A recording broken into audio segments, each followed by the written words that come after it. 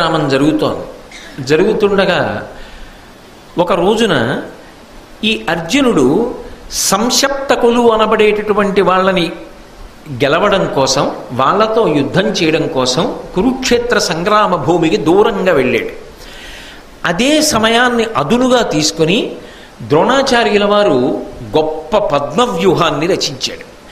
అసలు పద్మవ్యూహంలోకి ప్రవేశించడమే పాండవులకు చేత కాదు. అది తెలిసిన వాళ్ళు ఒక్క కృష్ణుడు, అర్జునుడు, వినా ఇతరులకు తెలియదు. అసలు ఒక సేనాధిపతి యొక్క గొప్పతనం ఎక్కడుంటుంది అంటే వ్యూహరచన చేయడంలో ఉంటుంది. సైన్యాన్ని అలా నిలబెట్టాలి. అలా నిలబడితే అసలు అందులోకి ప్రవేశించడం దుస్సాధ్యం అనుకోండి, తన సైన్యాన్ని తాను రక్షించుకుంటాడు, ఎదిరి సైన్యాన్ని నష్టపరుస్తాడు. ద్రోణాచార్యుల వారు అరివీర భయంకరుడు కాబట్టి అర్జునుడు లేడు, ఇవాళ ఆయన తెలుసుకున్నాడు, దూరంగా ఉన్నాడు. కాబట్టి వెంటనే పద్మవ్యూహాన్ని రచించాడు. పద్మవ్యూహంలోకి ధర్మరాజు కాని, భీముడు కాని, నకులుడు కాని, సహదేవుడు కాని ప్రవేశించలేరు, ఆయనకి తెలుసు. కాబట్టి పాండవుల వైపు విశేషమైనటువంటి నష్టం జరుగుతుంది, అనేక మంది పడిపోతారు. పైగా ధర్మరాజో, భీముడో, నకులుడో, సహదేవుడో పడితే ఎంత ప్రమాదం యుద్ధంలో. కాబట్టి అసలు పద్మవ్యూహంలోకి ప్రవేశించడం ఎలా, దీని గురించి ఆలోచించాడు ధర్మరాజు గారు. ఆయనకి జ్ఞాపకానికి వచ్చింది, సుభద్రార్జునుల యొక్క కుమారుడైనటువంటి అభిమన్యుడు పద్మవ్యూహంలోకి ప్రవేశించగలడు. అందుకని ఆ పిల్లవాడి దగ్గరికి వెళ్ళి అడిగాడు, పద్మవ్యూహాన్ని రచించాడు గురువు, నువ్వు ప్రవేశించగలవా అని అడిగాడు. ఆయన పరమానందపడిపోయి, కృష్ణ భగవానుడు ఆనందపడిపోయేటట్టు, మా తండ్రి సంతోషపడిపోయేటట్టు, గురువు ద్రోణాచార్యుల వారు మెచ్చుకునేటట్టు నేను ఇవాళ పద్మవ్యూహాన్ని భేదించి లోపలికి వెడతాను. వెళ్ళి శత్రు సైన్యాన్నంతటినీ కాకావికలు చేసేసి దుర్యోధనుడి మనసు కలవరపరుస్తాను, అంత శత్రు సైన్యాన్ని పడగొడతాను అని ఆయన ప్రతిజ్ఞ చేసి పరమ సంతోషంగా పద్మవ్యూహాన్ని భేదించి ద్రోణాచార్యుల వారు కూడా ఆశ్చర్యపోయాడు, ఏమిట్రా వీడి సంగ్రామ శక్తి అని. ద్రోణాచార్యుల వారిని దాటి పద్మవ్యూహంలోకి వెళ్ళిపోయాడు. ఆ పద్మవ్యూహంలోకి వెళ్ళిపోతూ ఆయన ఏమనుకున్నాడంటే, వ్యూహాన్ని భేదించేశాను కాబట్టి వెనక పెదనాన్నగారు ధర్మరాజు గారు వస్తారు, భీమసేనుడు వస్తాడు, నకుల సహదేవులు వస్తారు, దృష్టజ్యుమ్నుడు వస్తాడు, ద్రుపద మహారాజు వస్తాడు, సైన్యం అంతా ఉంటుంది వెనకాతల. కాబట్టి వ్యూహాన్ని భేదించాను కాబట్టి నా వెనక వీళ్ళందరూ ఉంటారు కాబట్టి నేను క్షేమం అనుకున్నాడు అని లోపలికి వెళ్ళిపోయాడు. వీళ్ళు లోపలికి వెడదాం అనుకున్నారు, మొత్తం పాండవ సైన్యాన్ని ఆపేశాడు సైంధవుడు. శివుడి వరం ఉందిగా, అర్జునుడు వినా మిగిలిన నలుగురిని ఒకరోజు ఆపగలవు, శివుడి వరం ఉంది. ఇవాళ కలిసి వచ్చింది. ఆ నలుగురిని ఇవాళ ఆపితే అర్జునుడు దూరంగా ఉన్నాడు కాబట్టి పద్మవ్యూహంలోకి ప్రవేశించరు, లోపలికి వెళ్ళినవాడు చచ్చిపోతాడు. అర్జునుణ్ణి తాను గెలవలేనన్న కోరిక అర్జునుడి కొడుకుని చంపడంలో తీరిపోతుంది. అర్జునుణ్ణి ఓడించినంత తృప్తి, ఏడుస్తాడుగా అర్జునుడు, అది చాలు. పైశాచికత్వం అన్న మాటకు అర్థం అలా ఉంటుంది, దానికి ఇంకా అర్థం ఏమి ఉండదు ఇంకా. కాబట్టి అర్జునుడి కొడుకు లోపలికి ఎడుతున్నాడు, ఇక పైకి రాడు. ఎందుకనంటే వెనక ఎవ్వరు లేరు, ఖచ్చితంగా చచ్చిపోతాడు. కొడుకు చచ్చిపోయాక ఏడవకుండా ఉంటాడు అర్జునుడు. అక్కడ భీముడుండి, ధర్మరాజుండి, నకులుడుండి, సహదేవుడుండి, దృష్టజ్యుమ్నుడుండి, సాత్యకి ఉండి, ఇంతమంది ఉండి పద్మవ్యూహంలోకి వెళ్లకుండా అర్జునుడి కొడుకుని లోపలికి పంపించి చంపేస్తే అర్జునుడు ఎంత ఖేద పొంది ధర్మరాజుని నిలదీస్తాడు. అది అన్నదమ్ముల మధ్య అభిప్రాయ భేదాలకి కారణమవుతుందా అవదా? ఈ ఒక్క రోజు నేను అటకాయించడం తరువాతి కాలంలో పాండవులు వాళ్ళల్లో వాళ్ళు దెబ్బలాడుకోవడానికి కూడా కారణం కావచ్చు. కాబట్టి నా కక్ష తీరడానికి ఇది చాలా గొప్ప సమయం అనుకున్నాడు. అనుకుని ఆ రోజు సైంధవ విజృంభణం యొక్క గొప్పతనం ఏమిటంటే, ఈశ్వర వరం. ఆయనకి ఎంత శక్తి వచ్చేసిందంటే ఒక పెద్ద గోడ కట్టినట్టుగా అసలు పాండవ సైన్యంలో ఎవ్వడిని పద్మవ్యూహంలోకి ప్రవేశించకుండా ఆపేశాడు. ఈ వ్యూహంలో ఉన్న సైన్యం వచ్చి పాండవ సైన్యం మీద పడిపోయింది. ఆ రోజు ఎంత ప్రకాశించేశాడంటే ఆ సైంధవుడు, సింధుదేశోద్భవ స్థిరవాహనంబుల బూరిన అరదంబు పొలుపు మిగుల రత్నమయోగ్ర వరాహ ధ్వజంబు నభస్థలి చెంచల ప్రభల మెరయ సాంద్ర చంద్రాతపసదృశమై ఉజ్వల ఛత్ర చామరముల ఛాయ నిగుడ వజ్రముక్తాఫల వజ్రకిరణావళి కలిత భూషణములు వెలుగుచుండ చిత్తమున వర గర్వంబు చిగురులొత్త పాండుపుత్రుల దుర్దాంత బాహుబలము మొనల పెళ్ళును సరుకుగా కొనగా ఏచి యార్చి వారికి నీ అల్లుడడ్డుపడియే. నీ అల్లుడడ్డుపడియే అన్నమాట ధృతరాష్ట్రుడికి అన్వయం. అంటే సంజయుడు కురుక్షేత్ర యుద్ధాన్ని వర్ణిస్తున్నాడు. నీ అల్లుడంటే సైంధవుడు, దుస్సల యొక్క భర్త. ఆ రోజు ఎంత వీరవిహారం చేశాడంటే సైంధవుడు, ఆయన చేస్తున్నటువంటి యుద్ధం వల్ల అసలు ఆ సింధు దేశోద్భవ స్థిరవాహనంబుల పూనిన అరదంబు పొలుపు మిగుల, అసలు ఏమిట్రా ఎక్కిన రథం అన్నట్టుగా చిచ్చరపిడుగై శత్రు సైన్యంలో తిరిగాడు. కనీసం రథాన్ని కాని, రథ సారథిని కాని, రథ పతాకాన్ని కాని, రథ చక్రాల్ని కాని, రథము యొక్క భాగములను కాని ఎవ్వరూ కొట్టలేకపోయారు. అంత గొప్పగా తిరిగాడు. శివానుగ్రహం.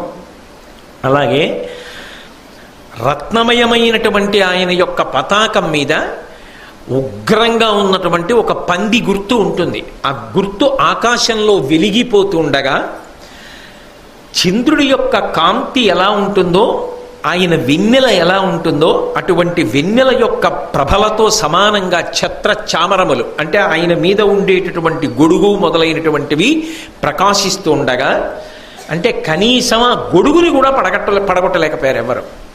ఛత్రచామరములు ప్రకాశిస్తూ ఉండగా వజ్రములు ముత్యములతో చేయబడినటువంటి ఆభరణముల కాంతులు శరీరం మీద ప్రకాశిస్తూ ఉండగా, అంటే ఏమిటి దాని ఉద్దేశ్యం? ఒక హారం తెగి పడలేదు, కవచమును భేదించలేదు ఎవరు.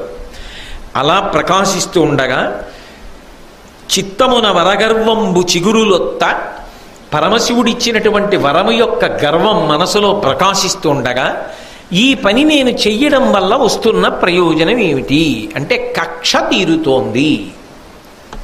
ఇంతకన్నా మనిషి ఎంత పాతాళానికి పడిపోయాడు అనడానికి ఉదాహరణ ఇంకోటి ఏమైనా ఉంటుందా? ఒక్కొక్కసారి నేను చాలా బాగా చేశాను అనుకుని పరమ క్రూరమైనటువంటి పని ఒకటి చేశారనుకోండి, దాని వలన అవతలవాడు ఎంత పాడయ్యాడు అన్నది నాకు తెలియదు, కానీ అంత క్రూరకర్మ చెయ్యడం ద్వారా మీరెంత కింద పడిపోయారు అన్నది మాత్రం అర్థమవుతుంది.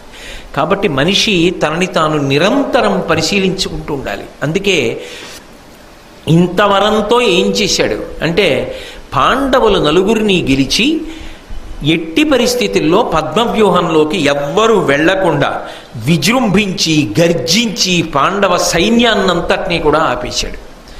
లోపలికి వెళ్ళిపోయాడు అభిమన్యుడు. చిచ్చరపిడుగై విజృంభించాడు. పీనుగ పెంటల కింద కొట్టేశాడు శత్రు సైన్యాన్ని. ఇంత యుద్ధం చేస్తుంటే దుర్యోధనుడు హడిలిపోయాడు. వాళ్ళేదో పద్మవ్యూహ రచన చేశాడు ఆచార్యుడు, అవతల పాండవులు ఎవరూ లోపల ప్రవేశించలేదు, అర్జునుడు దూరంగా ఉన్నాడు, కాబట్టి మనం శత్రు సైన్యాన్ని మట్టు పెడతామంటే ఒక్క అభిమన్యు కుమారుడు మన సైన్యాన్నంతటినీ మట్టు పెడుతున్నాడు. ఎక్కడొచ్చింది ఈ దోషం? నువ్వు గురువు కదా, నీకు తెలియని అస్త్ర విద్య లేదు కదా, ఎందుకు నిగ్రహించలేకపోతున్నావు అభిమన్యుణ్ణి? ఇంత గొప్పగా యుద్ధం ఎలా చేయగలుగుతున్నాడు ఒక పిల్లవాడు అని అడిగాడు. అడిగితే ఆయన అన్నాడు, కవచధారణ అని ఒక ప్రత్యేకమైన విద్య ఉంది ధనుర్వేదంలో. ఆ కవచధారణ విద్య తెలిసున్నవాణ్ణి నేనే అర్జునుడికి ఉపదేశం చేశాను. ఆ విద్య బహుశः అర్జునుడు అభిమన్యుడికి ఉపదేశం చేసి ఉంటాడు. ఆయన ఆ మంత్రములను సంపుటీకరణం చేసి యుద్ధానికి వచ్చాడు. ఆ కవచధారణ అన్న విద్యని ధరించి ఉండగా ఆ వ్యక్తిని ఓడించడం ఎవరికీ సాధ్యం కాదు. అందుకే ఇవాళ అభిమన్య కుమారుడు కవచధారణ చేసి వచ్చి ఉన్నాడు కాబట్టి ఆయనని ఓడించడం నాకు కాదు, ఈ వైపు సైన్యంలో ఎవ్వరికీ సాధ్యం కావట్లేదు. దీనికి విరుగుడు ఒక్కటే ఒక్కటి ఉన్నది. ఏది చేసైనా సరే మనం ఆయన చేతిలో ఉన్నటువంటి విల్లు విరిగిపోవాలి, ఆ విల్లు పని చేయకూడదు. విల్లు విరిగితే కవచధారణ విద్య కాపాడలేదు. కాబట్టి విల్లు విరిగిపోవాలి. అలా చెయ్యగలరా? విల్లు విరగనంత కాలం ఇంద్రుడు కూడా ఏమీ చేయలేడు. విలువిద్య నియమం ఏమిటి? ఎదురుగుండా నిలబడి యుద్ధం చెయ్యాలి కదా. ఈ మాట ద్రోణుడు దుర్యోధనుడికి చెప్తుంటే విన్నారు. విని ఇక వేరొక మార్గం లేదు, అభిమన్యుడు ఇవాళ మట్టు పెట్టేసేటట్టున్నాడు సైన్యాన్ని అని ఏది ఏమైపోని, ధర్మం ఏమైపోని, ఈ పిల్లవాడిని మట్టు పెట్టేయవలసింది అనుకుని కర్ణుడు అభిమన్యుడితో యుద్ధం చేయలేక ఓడిపోయినవాడు మెల్లగా దూరంగా పారిపోతున్నట్టుగా నటించి వెనక్కి చేరాడు. వెనక్కి చేరి వెనక నుంచి అభిమన్యుడు చూడకుండా బాణప్రయోగం చేసి వింటి నారి తెగిపోయేటట్టు చేశాడు. ఆ వింటి నారి తెగిపోయింది. తెగిపోగానే చేతిలో ఉన్న ధనస్సు పనిచేయలేదు. ధనస్సు పని చేయకపోవడం చూసి వెంటనే ఎదురుగుండా ఉన్న ద్రోణుడు బాణములు వేసి గుర్రాలు పడగొట్టేశాడు. ఇది ఎంతసేపట్లో? కనురెప్ప వేసి తెరిచేటంతట్లో కుట్ర చేసి వెనక నుంచి కర్ణుడు బాణప్రయోగం చేశాడు. ముందు నుంచి ద్రోణుడు గుర్రములను పడగొట్టాడు. వెంటనే కృపాచార్యుడు బాణప్రయోగం చేసి సారథిని చంపేశాడు. కృపాచార్యుడు సారథిని చంపాడు. అశ్వత్థామ, కృతవర్మ, శకుని, బాహ్లికుడు నలుగురు 4 వైపుల నుంచి ఒకేసారి బాణములు వేసేశారు. అవతల వైపు నుంచి ద్రోణాచార్యుడు, కర్ణుడు ఇంతమంది దగ్గరికి వచ్చి ఒక పిల్లవాడని కూడా చూడకుండా, అరేరే ఒకళ్ళం యుద్ధం చెయ్యాలని చూడకుండా రథం విరిగి కింద పడిపోయిన పిల్లాన్ని ఇంతమంది చుట్టుముట్టి కొట్టేశారు. ఆయన కత్తి పట్టుకుని పైకి ఎగిరాడు. ఎగిరి ఎందరినో దునుమాడుతున్నాడు. ఇది చూసి మళ్ళీ బాణప్రయోగం చేసి కింద పడగొట్టారు. కింద పడగొడితే పడిపోయిన రథ చక్రాన్ని తీసి ఆ చక్రంతో కొన్ని వేల మందిని చంపాడు. ఇక సాధ్యం కాదని అందరూ కలిసి ఏదో ఒక క్రూర మృగం పొదలో దూరితే అన్ని వైపుల నుంచి బాణాలు వేసి కొట్టి ఎలా చంపేస్తారో అలిసిపోయి నెత్తురోడుతున్న పిల్లవాణ్ణి అధర్మమని కూడా చూడకుండా మొత్తం కురువీరులందరూ చుట్టూ నిలబడి అన్ని వైపుల నుంచి బాణములు వేసి కత్తులతో పొడిచి చంపేశారు. ఆ పిల్లవాడు రణభూమి యందు పడి ప్రాణములు విడిచిపెట్టాడు. ఛీ అని నిరసించారు ధర్మం తెలిసిన వాళ్ళందరూ. దుర్యోధనుడు మాత్రం సంతోషించాడు. అభిమన్యుణ్ణి మట్టుపెట్టాను. సైంధవుడు పరమానందపడిపోయాడు. అర్జునుడి కొడుకు మరణించాడు. చాలు నాకు. పాండవుల నలుగురిని ఇవాళ నేను ఆపడం వల్ల నా జీవితంలో ఒక మహాప్రయోజనాన్ని మూటకట్టుకున్నాను. అంత అల్పమైన క్రూరమైన సంతోషాన్ని పొందుతారు కొంతమంది. తుట్టతులకు ఏం మూట కట్టుకుంటారంటే దాని వలన వచ్చే ప్రయోజనం ఏమిటంటే యుగాలు మారిపోయినా శాశ్వతమైన అపకీర్తి నిలబడిపోతుంది. జీవితాలు అలా పరిసమాప్తం అవుతాయి. అది కోరుకోనివాడు అలా ప్రవర్తించకూడదు. కాబట్టి అందుకే మనకి ఇప్పటికీ కూడా సైంధవుడిలా అడ్డుపడ్డాడు రా అన్న సామెత తెలుగులో మిగిలిపోయింది. యుద్ధం అయిపోయింది, చీకటి పడిపోయింది, ఎవరి శిబిరానికి వాళ్ళు వెళ్ళిపోయారు.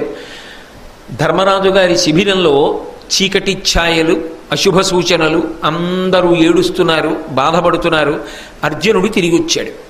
తిరిగి వచ్చి లోపలికెడుతున్నప్పుడు దుశ్శకునములు కనబడ్డాయి. తిన్నగా అన్నగారైనటువంటి ధర్మరాజు గారి యొక్క శిబిరంలోకి ప్రవేశించి గొగ్గోలు పెట్టి ఏడుస్తున్న ధర్మరాజుని చూశాడు. భయపడ్డాడు. దుశ్శకునములు చూసి ధర్మరాజ భీమ నకుల సహదేవుల్లో ఎవరికీ ఇబ్బంది కలగలేదు కదా అని. అభిమన్యుడు నేను శిబిరంలోకి వస్తున్నప్పుడు ఎదురొచ్చి నాన్నగారు అని కౌగిలించుకునేవాడే, ఇవాళ నా కొడుకు ఎందుకు ఎదురు రాలేదు అని అపశకునం గోచరించింది. వెళ్ళి ధర్మరాజుని అడిగాడు, నా కుమారుడేడి అని అడిగాడు. నీ కుమారుడు మరణించాడు అని ధర్మరాజు చెప్పాడు. ఎందుకు మరణించాడు అని అడిగాడు. ఇగో ఇలా అధర్మ యుద్ధం చేశారు, పద్మవ్యూహాన్ని భేదించడం మాకెవరికి రాదు, తెలిసిన్న నువ్వు కృష్ణుడు దూరంగా ఉన్నారు, అభిమన్యుడికి తెలిసేమోనని అడిగాను. అభిమన్యుడు నాకు తెలిసిన వీరోచితమైన ప్రతిజ్ఞ చేసి ప్రవేశించాడు. నిజానికి పద్మవ్యూహంలో ప్రవేశించినటువంటి అభిమన్యుడు మరణించవలసిన అవసరం లేదు. వెనక మేము వెళ్ళగలిగి ఉంటే మేము వెళ్ళేవాళ్ళం, వ్యూహాన్ని భేదించాడు కాబట్టి. కానీ ఒకనాడు ద్రౌపదీదేవి జోలికొచ్చాడని మన చేత పరాభవం పొందినటువంటి సైంధవుడు పరమశివుడి గురించి తపస్సు చేసి ఒకరోజు మాత్రం 4 పాండవులు ప్రవేశించకుండా పొందినటువంటి వరాన్ని, ఓడించగల వరాన్ని ఉపయోగించుకొని మమ్మల్ని పద్మవ్యూహంలోకి ప్రవేశించకుండా అడ్డుపెట్టాడు.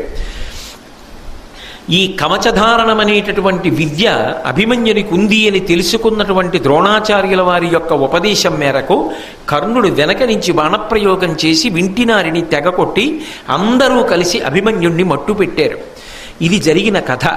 సైంధవుడు అడ్డుపడకపోయి ఉంటే ఎట్టి పరిస్థితులలో మేము అభిమన్య కుమారుణ్ణి రక్షించుకునేవాళ్ళం. నీ కుమారుడు మరణించడానికి ప్రధాన కారణం ఎవరు అని నువ్వు అడిగావు. నీ కుమారుడు మరణించడానికి ప్రధానమైనటువంటి కారణము సైంధవుడే అని ధర్మరాజు గారు చెప్పారు. చెప్పగానే ఆ ఆక్రోశంలో, ఆ ఆవేశంలో, ఆ కోపంలో తమాయించుకోలేకపోయాడు అర్జునుడు. తమాయించుకోలేక వెంటనే ప్రతిజ్ఞ చేశాడు.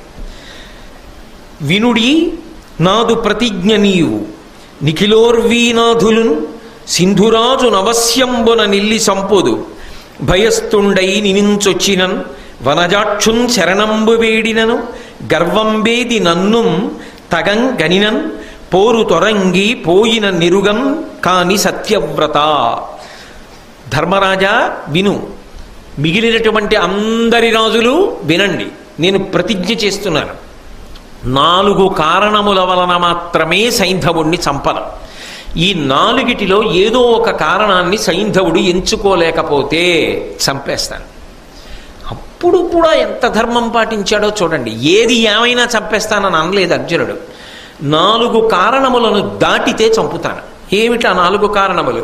వినుడి నాదు ప్రతిజ్ఞ నీవు నిఖిలోర్వీనాథులన్ సింధురాజు నవశ్యంబు నిల్లి సంపొదు భయస్తుండై నినించొచ్చినన్. అన్నయ్య, ఒకవేళ భయపడి వచ్చి నీ కాళ్ళ మీద పడి శరణు క్షమించమని అడిగితే నువ్వు ఉదారుడవై అలాగేలే సైంధవా, మాకు బావవి కదా అని గతంలో మన్నించినట్లుగానే ఒకవేళ నువ్వు మన్నించి విడిచిపెడితే నా కొడుకు చనిపోయినా వాడి జోలికెళ్ళను, వదిలిపెడతా. నిన్ను శరణాగతి చేస్తే వదిలిపెట్టేస్తాను. భయస్తుండై నినుంచొచ్చినన్ వనజాక్షున్ శరణంబు వేడినను. మహానుభావుడు పద్మముల వంటి కందులు కలిగినటువంటి ఈ కృష్ణ పరమాత్మ యొక్క పాదములు పట్టుకుని శరణాగతి చేసినా సరే నేను అతని జోలికి వెళ్ళను. ఎందుకనంటే కృష్ణుడు బంధువు, సఖుడు, పరమాత్మ చుట్టము, మనకు ఆయన కానిదేదీ లేదు. ఆయన కాళ్ళు పట్టుకుంటే నేను సైంధవుణ్ణి చంపను. అలాగే గర్వంబేది నన్ను తగం కనినం. ఒకవేళ నా దగ్గరికే వచ్చి అయ్యా నా తప్పైపోయిందని చెప్పేసి గర్వాన్ని, అతిశయాన్ని విడిచిపెట్టి ప్రార్థన చేసినా కూడా చంపను, వదిలిపెట్టేస్తాను. ఏమి ఉదార హృదయులండి వాళ్ళు, ఏమి ధర్మం వాళ్ళది, ఏమి క్షమించగలిగినటువంటి విశాల హృదయాలు వాళ్ళవి. వాళ్ళ హృదయాలు అమృతం చేత తడిసిపోయిన హృదయాలు. యువతల వాళ్ళవి పాషాణ హృదయాలు, హాలాహలం చేత హాలాహలం చేత తడిసిపోయిన హృదయాలు. కాబట్టి నా కాళ్ళు పట్టుకున్నా సరే నేను వదిలిపెడతాను. మన కాళ్ళు పట్టుకోవడం కష్టంగా ఉంటే, నీ కాళ్ళు పట్టుకోవడం, కృష్ణుడి కాళ్ళు పట్టుకోవడం, నా కాళ్ళు పట్టుకోవడం కష్టం అనిపిస్తే బోరు తొరంగిపోయినను, పోరులోంచి అంటే యుద్ధంలోంచి విడిచిపెట్టేసి ఇక నేను యుద్ధం చెయ్యను అని వెన్ను చూపించి యుద్ధరంగానికి రాకుండా వెళ్ళిపోయినా సరే నేను వాడి జోలికి వెళ్ళను, వదిలిపెట్టేస్తాను. ఈ 4టిలో ఏది చేసినా సరే నేను సైంధవుడి జోలికి వెళ్ళను. ఈ 4టిలో ఏది చేయకపోతే మాత్రం వదిలిపెట్టను. ఈ 4 చెయ్యకుండా ఇంకా ప్రతీకార ధోరణితో నన్నేదో చేయగలనని అనుకుంటే రేపు యుద్ధానికి ఎడతాను. రేపు ఎక్కడికో వెళ్ళనగా కురుక్షేత్ర సంగ్రామ భూమిలోకి వెడతా. గురువుగారు ద్రోణుడే కాదు, ఎన్ని వేల మంది అయినా సరే అడ్డురాని కురుయోధులు, నాకేమీ ఇబ్బంది లేదు.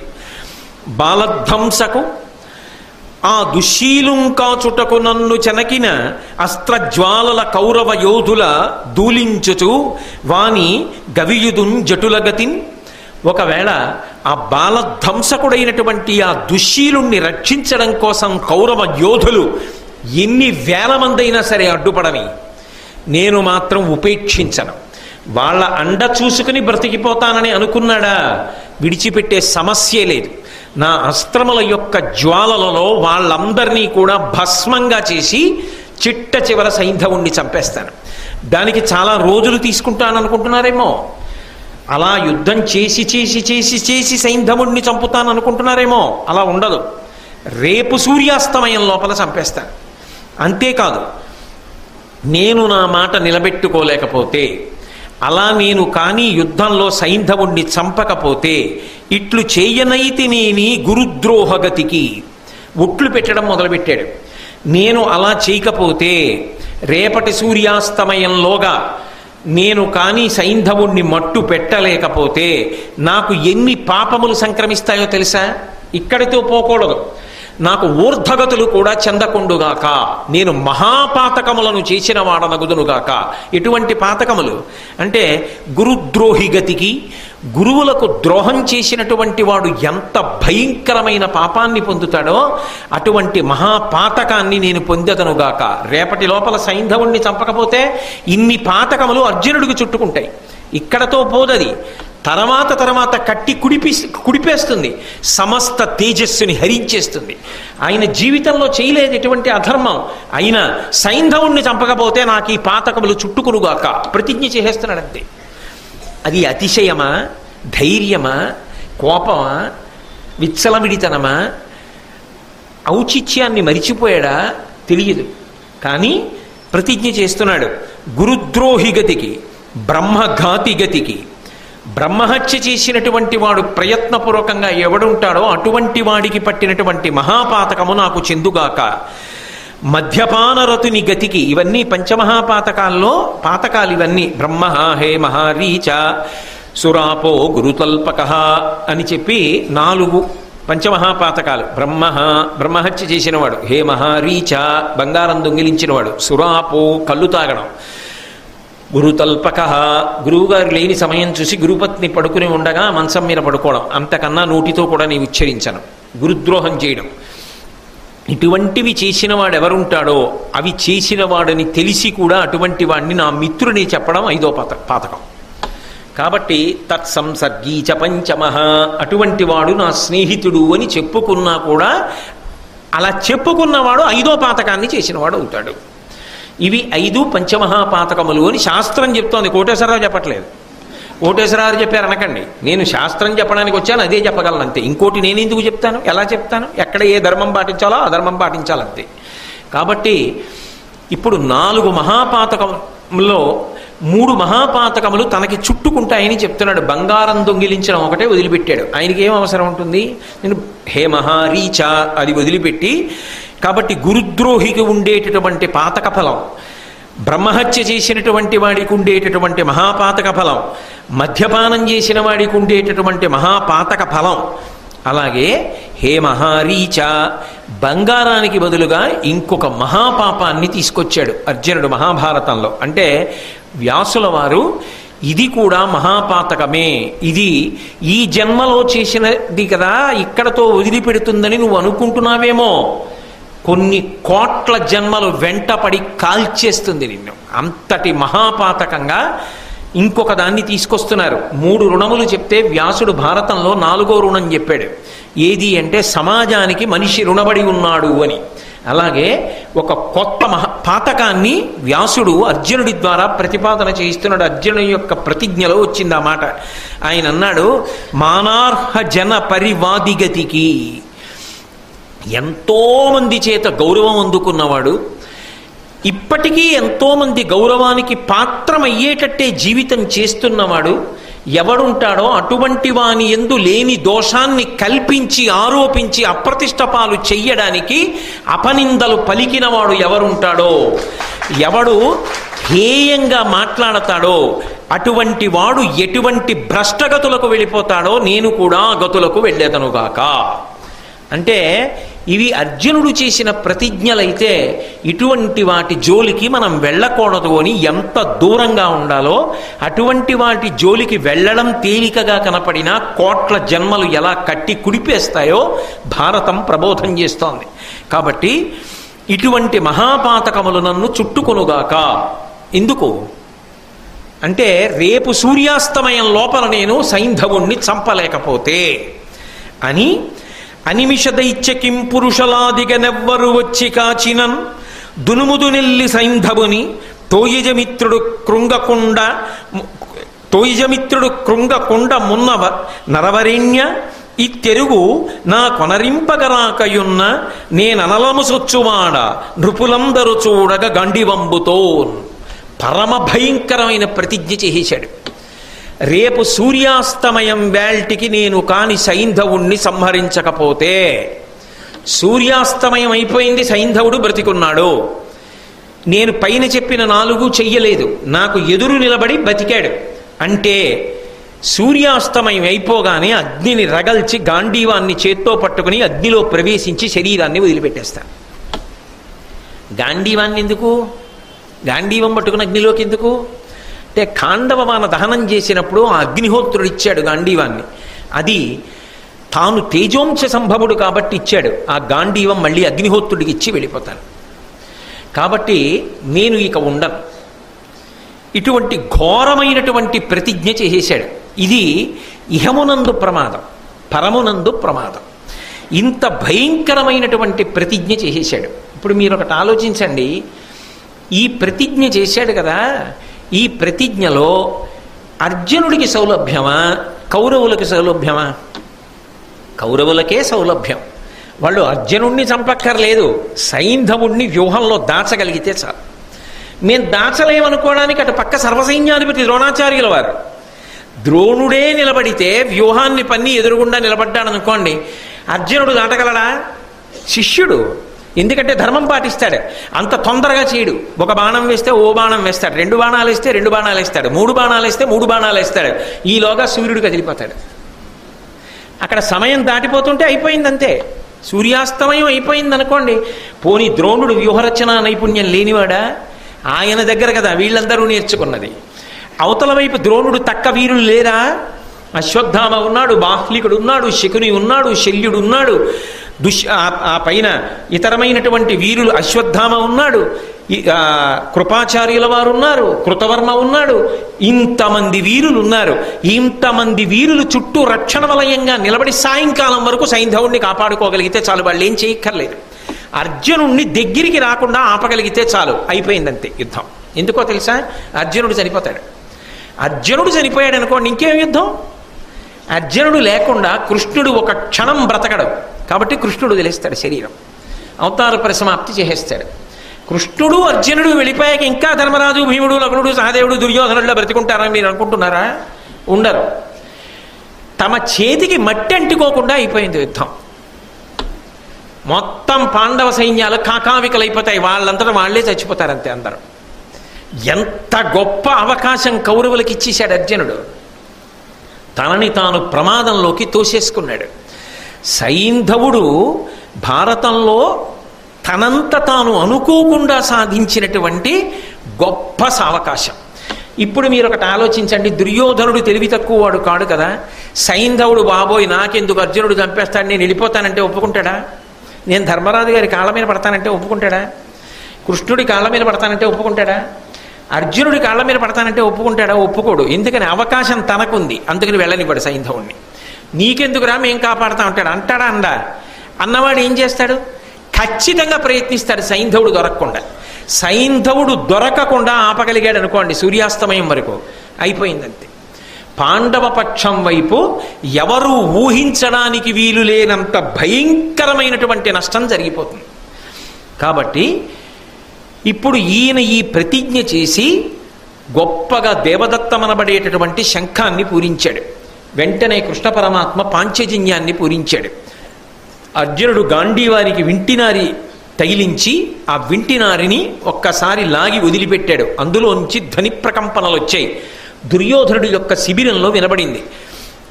హడిలిపోయారు. కృష్ణార్జునుడు శంఖం పూరిస్తున్నారు, గాంధీవధ్వనొస్తోంది. ఇవాళ అభిమన్యుణ్ణి మట్టు పెట్టాం మనం, ఏమవుతుందో ఏమిటో, ఎంత ఉగ్రులవుతారో అని. అటువైపు గూఢచారులు ఉంటారు, ఇటువైపు గూఢచారులు ఉంటారు. వెంటనే చారులు గబగబా వెళ్ళి అవతల శిబిరంలో చెప్పారు. దుర్యోధనుడు మహాసంతోషంలో ఉన్నాడు ఆ రోజున. ఎందుకని అంటే అభిమన్యుణ్ణి చంపారు. ఒక మహావీరుడు చచ్చిపోయాడు. అర్జునుడు మానసికంగా దెబ్బతిన్నాడు. ధర్మరాజు ఏడుస్తున్నాడు, నకుల సహదేవులు ఏడుస్తున్నారు, సుభద్ర ఏడుస్తోంది, ద్రౌపదీదేవి ఏడుస్తోంది, ఉత్తర ఏడుస్తోంది. ఇంతమంది శోకానికి కారణం కాగలిగారు. అధర్మమో ఏమో, పిల్లవాణ్ణి మట్టుబెట్టి చంపేశామా లేదా? మంచి సంతోషంలో ఉన్నారు అందరూ. చుట్టూ రాజులందరూ కూర్చొని ఉన్నారు. చారుల వలన తెలిసింది అర్జునుడు ఇటువంటి ప్రతిజ్ఞ చేశాడు అని. వెంటనే సైంధవుడు కాళ్ళు వణికిపోయి ఒళ్ళంతా చెమటలు పట్టేసి హడిలిపోతూ దుర్యోధనుడి దగ్గరికి వెళ్ళాడు. వెళ్ళి అన్నాడు, ఏనొకరుండనే తనకు ఎగ్గొనరించితే ఏల నాపైంపూనినవాడు ఫల్గునుడు పోర వధింపగా ఎట్టిపాడి మీకీ నిరిసంత సంబు వగపేటికి నాకు వటయేని పోయదన్ వాని ప్రతిజ్ఞ కడ్డుపడువారే సురాసుర సిద్ధ సాధ్యులున్. ఏమిటి నా మీద ప్రతిజ్ఞ చేయడం ఏమిటి అర్జునుడు? నేనొక్కడనేనా యుద్ధం చేసింది? నేనొక్కడనేనా అభిమన్యుడి చావుకి కారణం? అంటే కక్ష కట్టేటటువంటి వాళ్ళ స్వభావం ఎలా ఉంటుందో తెలుసా? అవతల వాడు ఏం చేస్తాడులే అని, వాడు ధర్మానికి కట్టుబడ్డవాడు, అందుకని వాడు మనలా ఏదో అన్ని కట్టుబాట్లు అధిగమించి తెగబడి తప్పు చేయడానికి ఇచ్చగించాడు. కాబట్టి మనం ఏదో చేసేసి సంతోషపడిపోవచ్చు. కానీ ఆయన కూడా ధర్మబద్ధంగానే తిరగబడ్డాడు అనుకోండి, అంత నిస్సిగ్గుగా దాక్కోగలరు, అంత నిస్సిగ్గుగా దాక్కుని సిగ్గు లేకుండా బ్రతికేయగలరు. అది రాక్షసతత్వం. ఏది నిజమైన శక్తి? నిజంగా శక్తి ఉంటే కురుక్షేత్రంలో అభిమన్యుడితో యుద్ధం చేసి నెగ్గాలి. కానీ ఆ చిన్న పిల్లవాడిని మట్టు పెట్టి చంపడం, నలుగురిని ఓడించినప్పుడు సంతోషమా? ప్రతిజ్ఞ చేసేటప్పటికే ఎంత పిరికి మాటలు మాట్లాడుతున్నాడో చూడండి. అంటే అవతల వాళ్ళు ఏమీ చెయ్యరు, ఒకప్పుడు బావగారిని ఊరుకున్నారు కదా, కాబట్టి ఇప్పుడు ఏమీ చేయరు అనుకున్నాడు. కానీ ప్రతిజ్ఞ చేశాడు, ఇప్పుడు చంపి అవతల పారేస్తానన్నాడు. అప్పుడు కూడా 4 మినహాయింపులు ఇచ్చాడు, అవి చెయ్యట్ట, చెయ్యకుండా వదిలేయాలట. అంటే అసలు ఆ మనస్తత్వానికి ఏమైనా అర్థం ఉందండి? అసలు అది ఎంత అసహ్యకరమైనటువంటి మనస్తత్వమో ఆలోచించండి. నీ జీవితాన్ని నువ్వు ఇలా సంక్లిష్టం చేసుకోకు. ఒకసారి క్రౌర్యం జోలికి, పగల జోలికి వెళ్ళిపోతే నీ ప్రయత్నం లేకుండా మనసు ఇలాగే దిగజారిపోతుంది, శాశ్వత అపకీర్తిని సంపాదించుకుంటావు. అందుకే ధర్మమన్న చట్టంలోంచి దాటిన ఏ పని జోలికి నువ్వు వెళ్ళవద్దు. ధర్మబద్ధమైన పని చెయ్యి, అంతే. అది మాత్రం నిన్ను కాపాడుతుంది. ధర్మమన్న వలయాన్ని మాత్రం ఎన్నడూ దాటవద్దు. కాబట్టి అది అర్జునుడి గొప్పతనం. అందుకే ధర్మచట్రంలోకి ఇమిడేడు. ప్రతిజ్ఞలో కూడా 4 కారణములకు చంపనన్నాడు. వీడు పశ్చాత్తాపంతో ఏం చేయాలి? ఇంత తప్పు చేశాను, వెళ్ళి కాళ్ళ మీద పడతాననాలి. పోనీ కాళ్ళ మీద పడ్డానికి విడిచిపాటు ఉంటే యుద్ధం చెయ్యను, వెనక్కి పోతాననాలి. దుర్యోధనుడి దగ్గరికి వెళ్ళి చెప్పుకోవడం ఎందుకు? అంటే ఇంకా ఏదో బ్రతకాలని కోరిక, పాండవులు వీళ్ల చేత మట్టు పెట్టబడాలని కోరిక. అందుకని ఏనొకరుండనే తనకు నిగ్గొనరించితే, నేనొక్కడనేనా అర్జునుడికి బాధ కల్పించిన వాణ్ణి? నేనొక్కడనేనా అభిమన్యుడి చావుకి కారణమైన వాణ్ణి? ఏలనాపైం పూనినవాడు ఫల్గునుడు. ఏమిటి నా ఒక్కడి మీదే కక్ష అర్జునుడు మధ్యలో? కాబట్టి నేను ఇలా బాధపడుతుంటే మీరందరూ ఏమిటి అలా హాయిగా సంతోషంగా కూర్చుని మాట్లాడుకుంటున్నారు? నా బాధ గురించి మీకు ఎవరికి పట్టదా? నాతో 4 పాండవుల్ని ఆపించినప్పుడు ఇప్పుడు మళ్ళీ అటు వస్తాడు, అవతల వాళ్ళని రెచ్చగొట్టడానికి తప్పు ఒప్పుకుంటాడు. ఫల్గునుడు ప్రతిజ్ఞ తన ఒక్కడి మీద చేయకూడదట. ఏమైనా సారం ఉందండి ఆ మాటలో? కాబట్టి మీరేమిటి అలా సంతోషంగా కూర్చుంటారు? మీకు నేను ఎలా పోయినా మీకేం పట్టదా? అసలు పార్థుడిటువంటి ప్రతిజ్ఞ చేస్తే దానికి అడ్డుపడడం, వాని ప్రతిజ్ఞకు అడ్డపడవారే సురాసుర సిద్ధ సాధ్యులున్. అర్జునుడు ప్రతిజ్ఞ చేస్తే దానికి అడ్డుపడగలిగినటువంటి శక్తి దేవదానవులకు కానీ సిద్ధ సాధ్యులకు కానీ ఉన్నదా? లేదు కదా. కాబట్టి నేను ఖచ్చితంగా మరణించి తీరుతాను కదా. మీరందరూ నాతో చేయించుకున్నప్పుడు ఉపకారాలు చేయించుకున్నారు, కానీ ఇప్పుడు నాకు అక్కరకొచ్చేవాడెవడు, నన్ను కాపాడేవాడెవడు? మీరు నా గురించి పట్టించుకోవట్లేదే అని వెళ్ళి దుర్యోధనుడి దగ్గర బాధపడ్డాడు. బాధపడితే అక్కడ దుర్యోధనుడితో పాటుగా ద్రోణుడు, కర్ణుడు, శల్యుడు, కృపాచార్యుల వారు, బాహ్లికాది వీరులందరూ కూడా కూర్చునున్నారు. దుర్యోధనుడు నవ్వి సైంధవుణ్ణి పిలిచి, వాడు వెళ్ళిపోవడం ఆయనకి ఇష్టం ఉండదు, అందుకని నేను వెళ్ళిపోతున్నాను అన్నాడు. వాడిని పిలిచి, ఎందుకయ్యా బెంగ పెట్టుకుంటావు? అసలు నీ మనసులో కోరిక నాకు తెలుసులే, పాండవుల్ని మట్టు పెట్టాలి, అది నీ పిచ్చి కోరిక, నీది అర్థం లేని కక్ష. శివుడంతటి వాడు వద్దన్నాను వినవు, కాబట్టి వీడికి మాత్రం ఉపయోగం కదూ, వీడిని దాచేస్తే పాండవులు ఏదో అయిపోతారని వీడి పిచ్చి. అయ్యో, అటు ధర్మరాజు వైపు కృష్ణుడు ఉన్నాడు, ధర్మం ఉంది, ఎంతమంది చెప్పనివ్వండి, వాడి తలకెక్కదు, ఏదో చేయగలననే వాడి తాపత్రయం.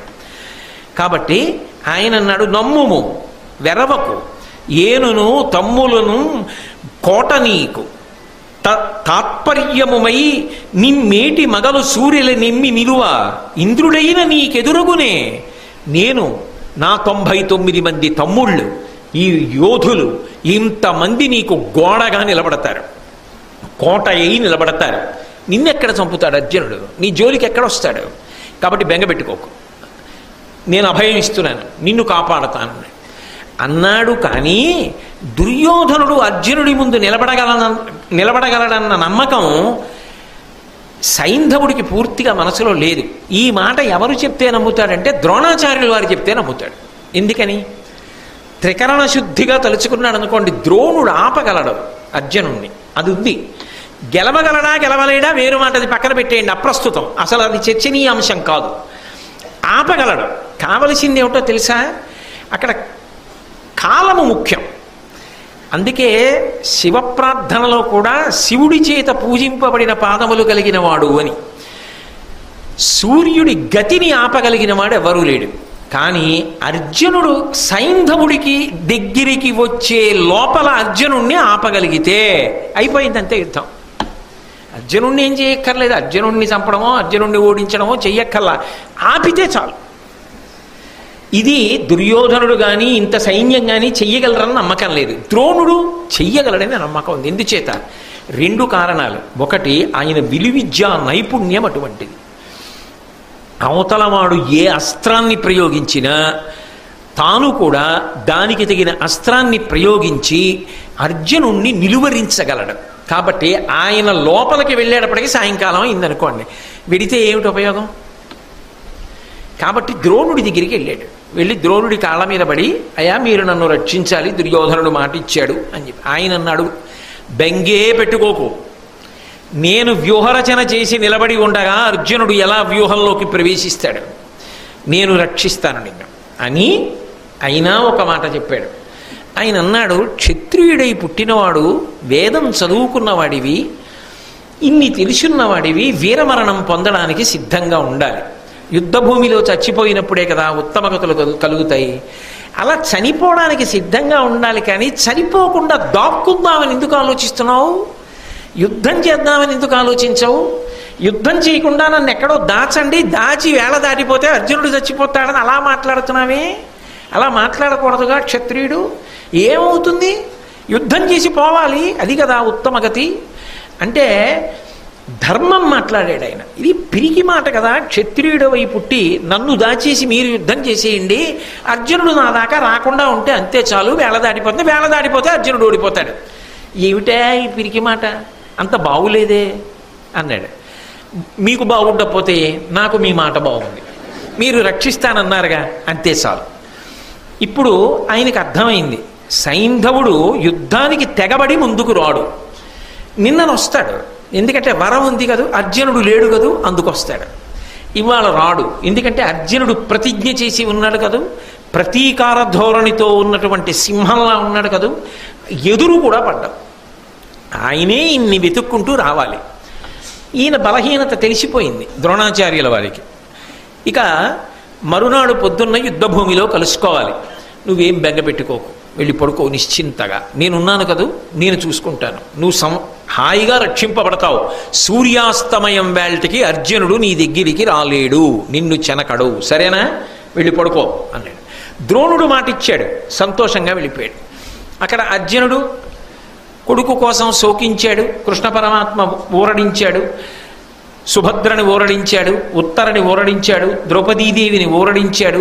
అంతా అయిపోయింది, బాగా చీకటి పడిపోయింది. అప్పటిదాకా దేవదత్తం పూరించాడు, గాంధీవాన్ని టంకారం చేశాడు, అన్నీ బాగున్నాయి. ఆఖరణ మనసులో చాలా దుఃఖం బయలుదేరింది.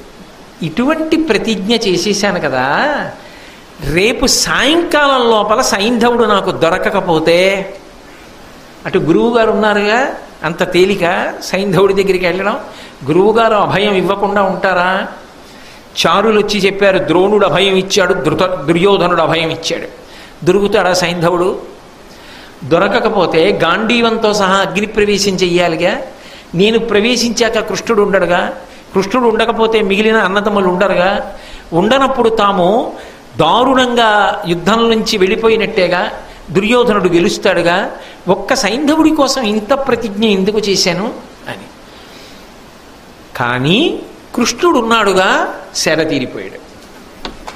కానీ కృష్ణ భగవానుడు అర్జునుడి దగ్గరికి వచ్చాడు. వచ్చి అన్నాడు, బావా ఇందాక సంతోషంగా దేవదత్తం పూరించావు, నేను పాంచజన్యం పూరించాను సంతోషపెట్టడానికి. గాంధీవానికి నారి కట్టావు, టంకారం చేశావు, సంతోషించాను. ప్రతిజ్ఞ చేసే ముందు నన్ను ఎందుకు అడగలేదు బావా అన్నాడు. అంటే ఆయన అన్నాడు, అసలు నువ్వు ఉన్నావని కదా నేను ప్రతిజ్ఞ చేసింది, నువ్వు ఉన్నావని నమ్మి నేను ప్రతిజ్ఞ చేశాక నిన్ను అడగడం ఎందుకు బావా.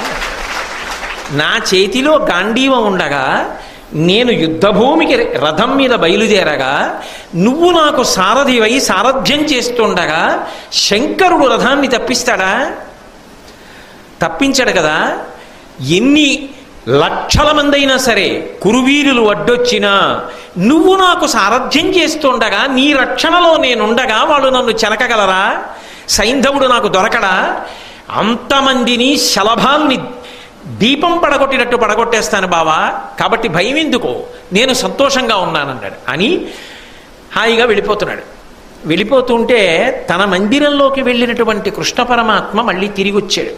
తిరిగి వచ్చి, అర్జున, ప్రతిరోజు రాత్రి వేళ పడుకోబోయే ముందు అస్త్రములన్నింటినీ కూడా అక్కడ పెట్టి త్రయంబక పూజ అని పరమశివుణ్ణి ఉద్దేశించి పూజ చేసి పడుకుంటావు కదా, ఇవాళ నువ్వు ఆ పూజ చేశావా అని అడిగాడు. చెయ్యలేదు అన్నాడు. రేపటి రోజు చూస్తే అత్యంత క్లిష్టమైన కాలం. అవతల సైంధవుణ్ణి సూర్యాస్తమయం లోపల సంహరించాలి. నువ్వు ఇవాళ పూజ చేయడం మానేసి పడుకుంటున్నావు.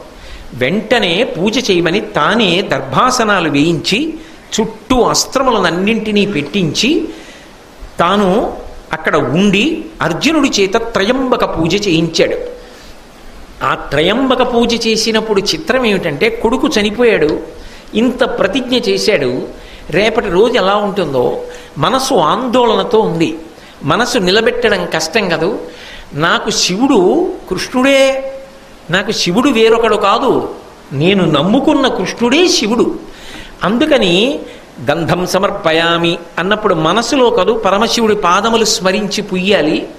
ఇవాళ నా మనసు అలా నిలబట్టలేదని కృష్ణుడి యొక్క పాదములకు గంధం పూశాడు. హారం శంకరుడికి వేయవలసింది ఎదురుగుండా కూర్చున్న కృష్ణుడికి వేశాడు. వేయించుకుంటున్నాడు కృష్ణుడు. మెడలో వేశాడు. అక్షతలు కృష్ణుడి యొక్క పాదముల మీద సమర్పించాడు. నువ్వే నాకు శివుడివి, నువ్వే నాకు కృష్ణుడివి, ఎదురుగుండా కనపడుతుంటే పూజకి మనసు నిలబడుతుంది అని కృష్ణుడికి శివుడిగా పూజ చేశాడు. పూజ చేసి, బావా నువ్వు చెప్పావు కదా త్రయంబకారాధనం చేశానన్నాడు. సరే నేను వెళ్ళి విశ్రాంతి తీసుకుంటానని కృష్ణ పరమాత్మ తన మందిరానికి వెళ్ళాడు. అర్జునుడు ఆ దర్భాసనం మీద పడుకున్నాడు. పడుకుని చాలా శోకం కలిగింది.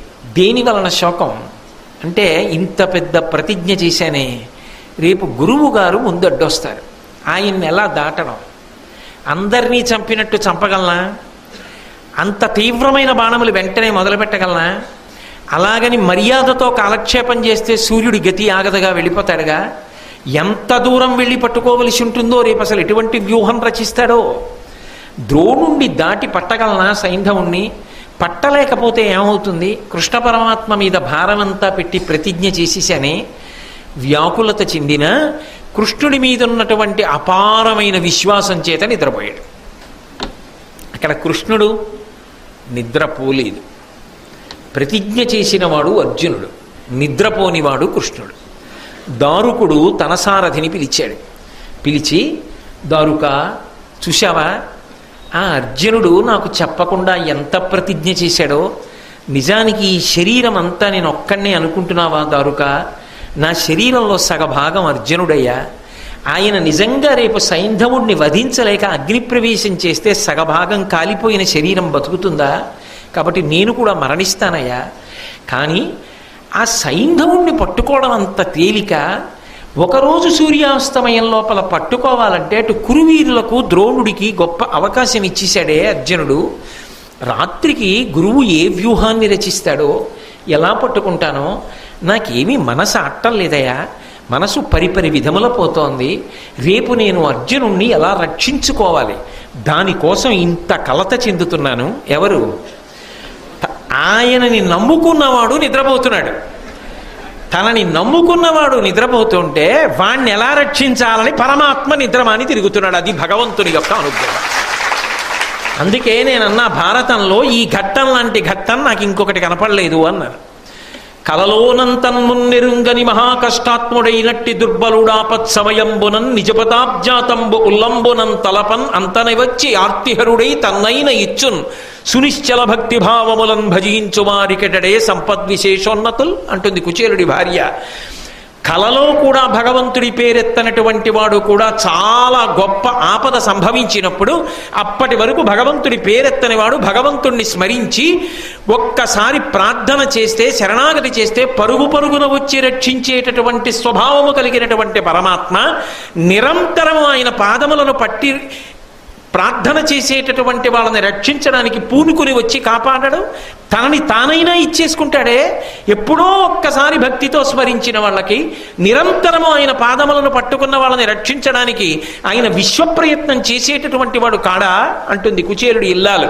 అందుకని అర్జునుడి కోసం అంత పరితాపాన్ని పొందాడు మహానుభావుడు.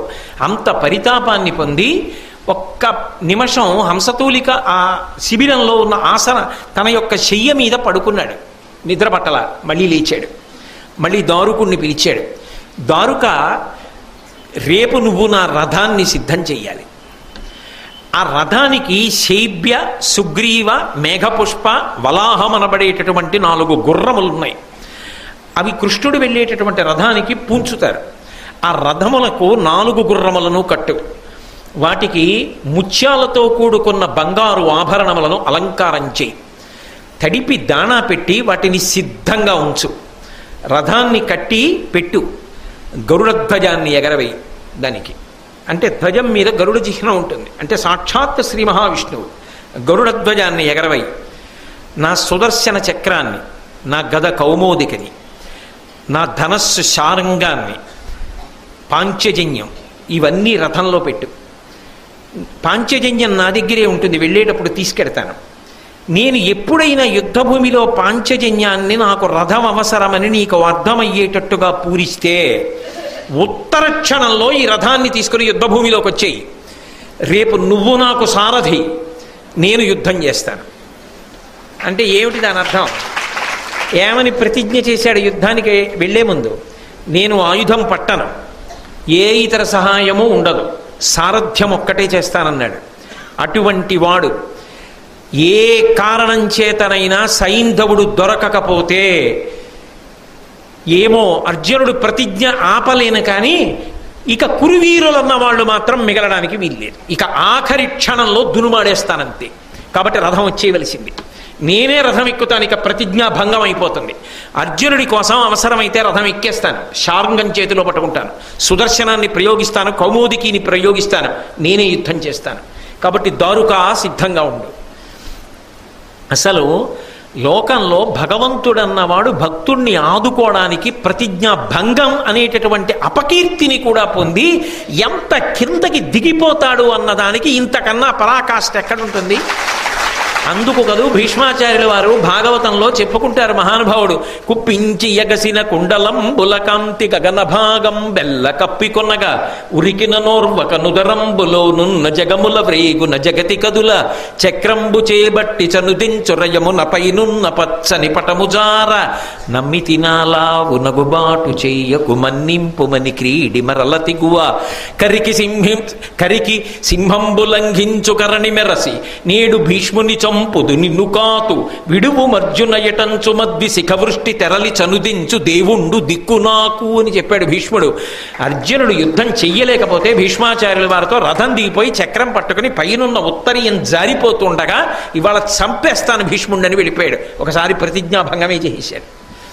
తనని నమ్ముకున్న వారి కోసం పరమాత్మ అలా సిద్ధంగా ఉంటాడు. అందుకే శుద్ధ సాధులందు సురలందు శృతులందు గోవులందు విప్ర కోటియందు ధర్మ పదవి ఎందు తవిలి నాయందు వాడెన్నడలుగు నాడే హింస పొందు అంటాడు.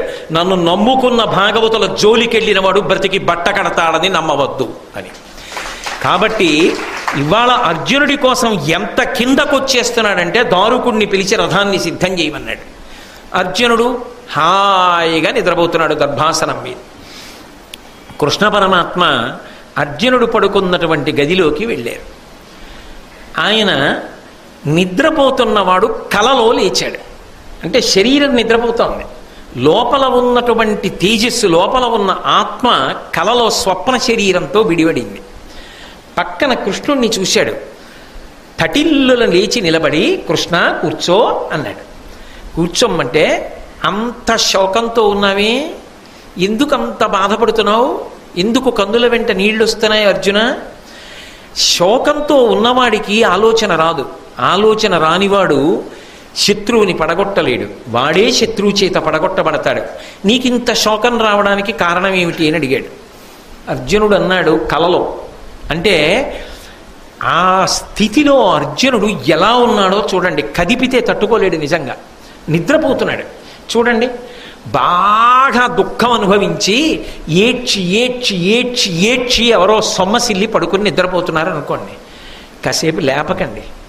ఆ కళ్ళు వాచిపోయి ఎంత ఏడిచారో, పడుకోనివ్వండి కాసేపు.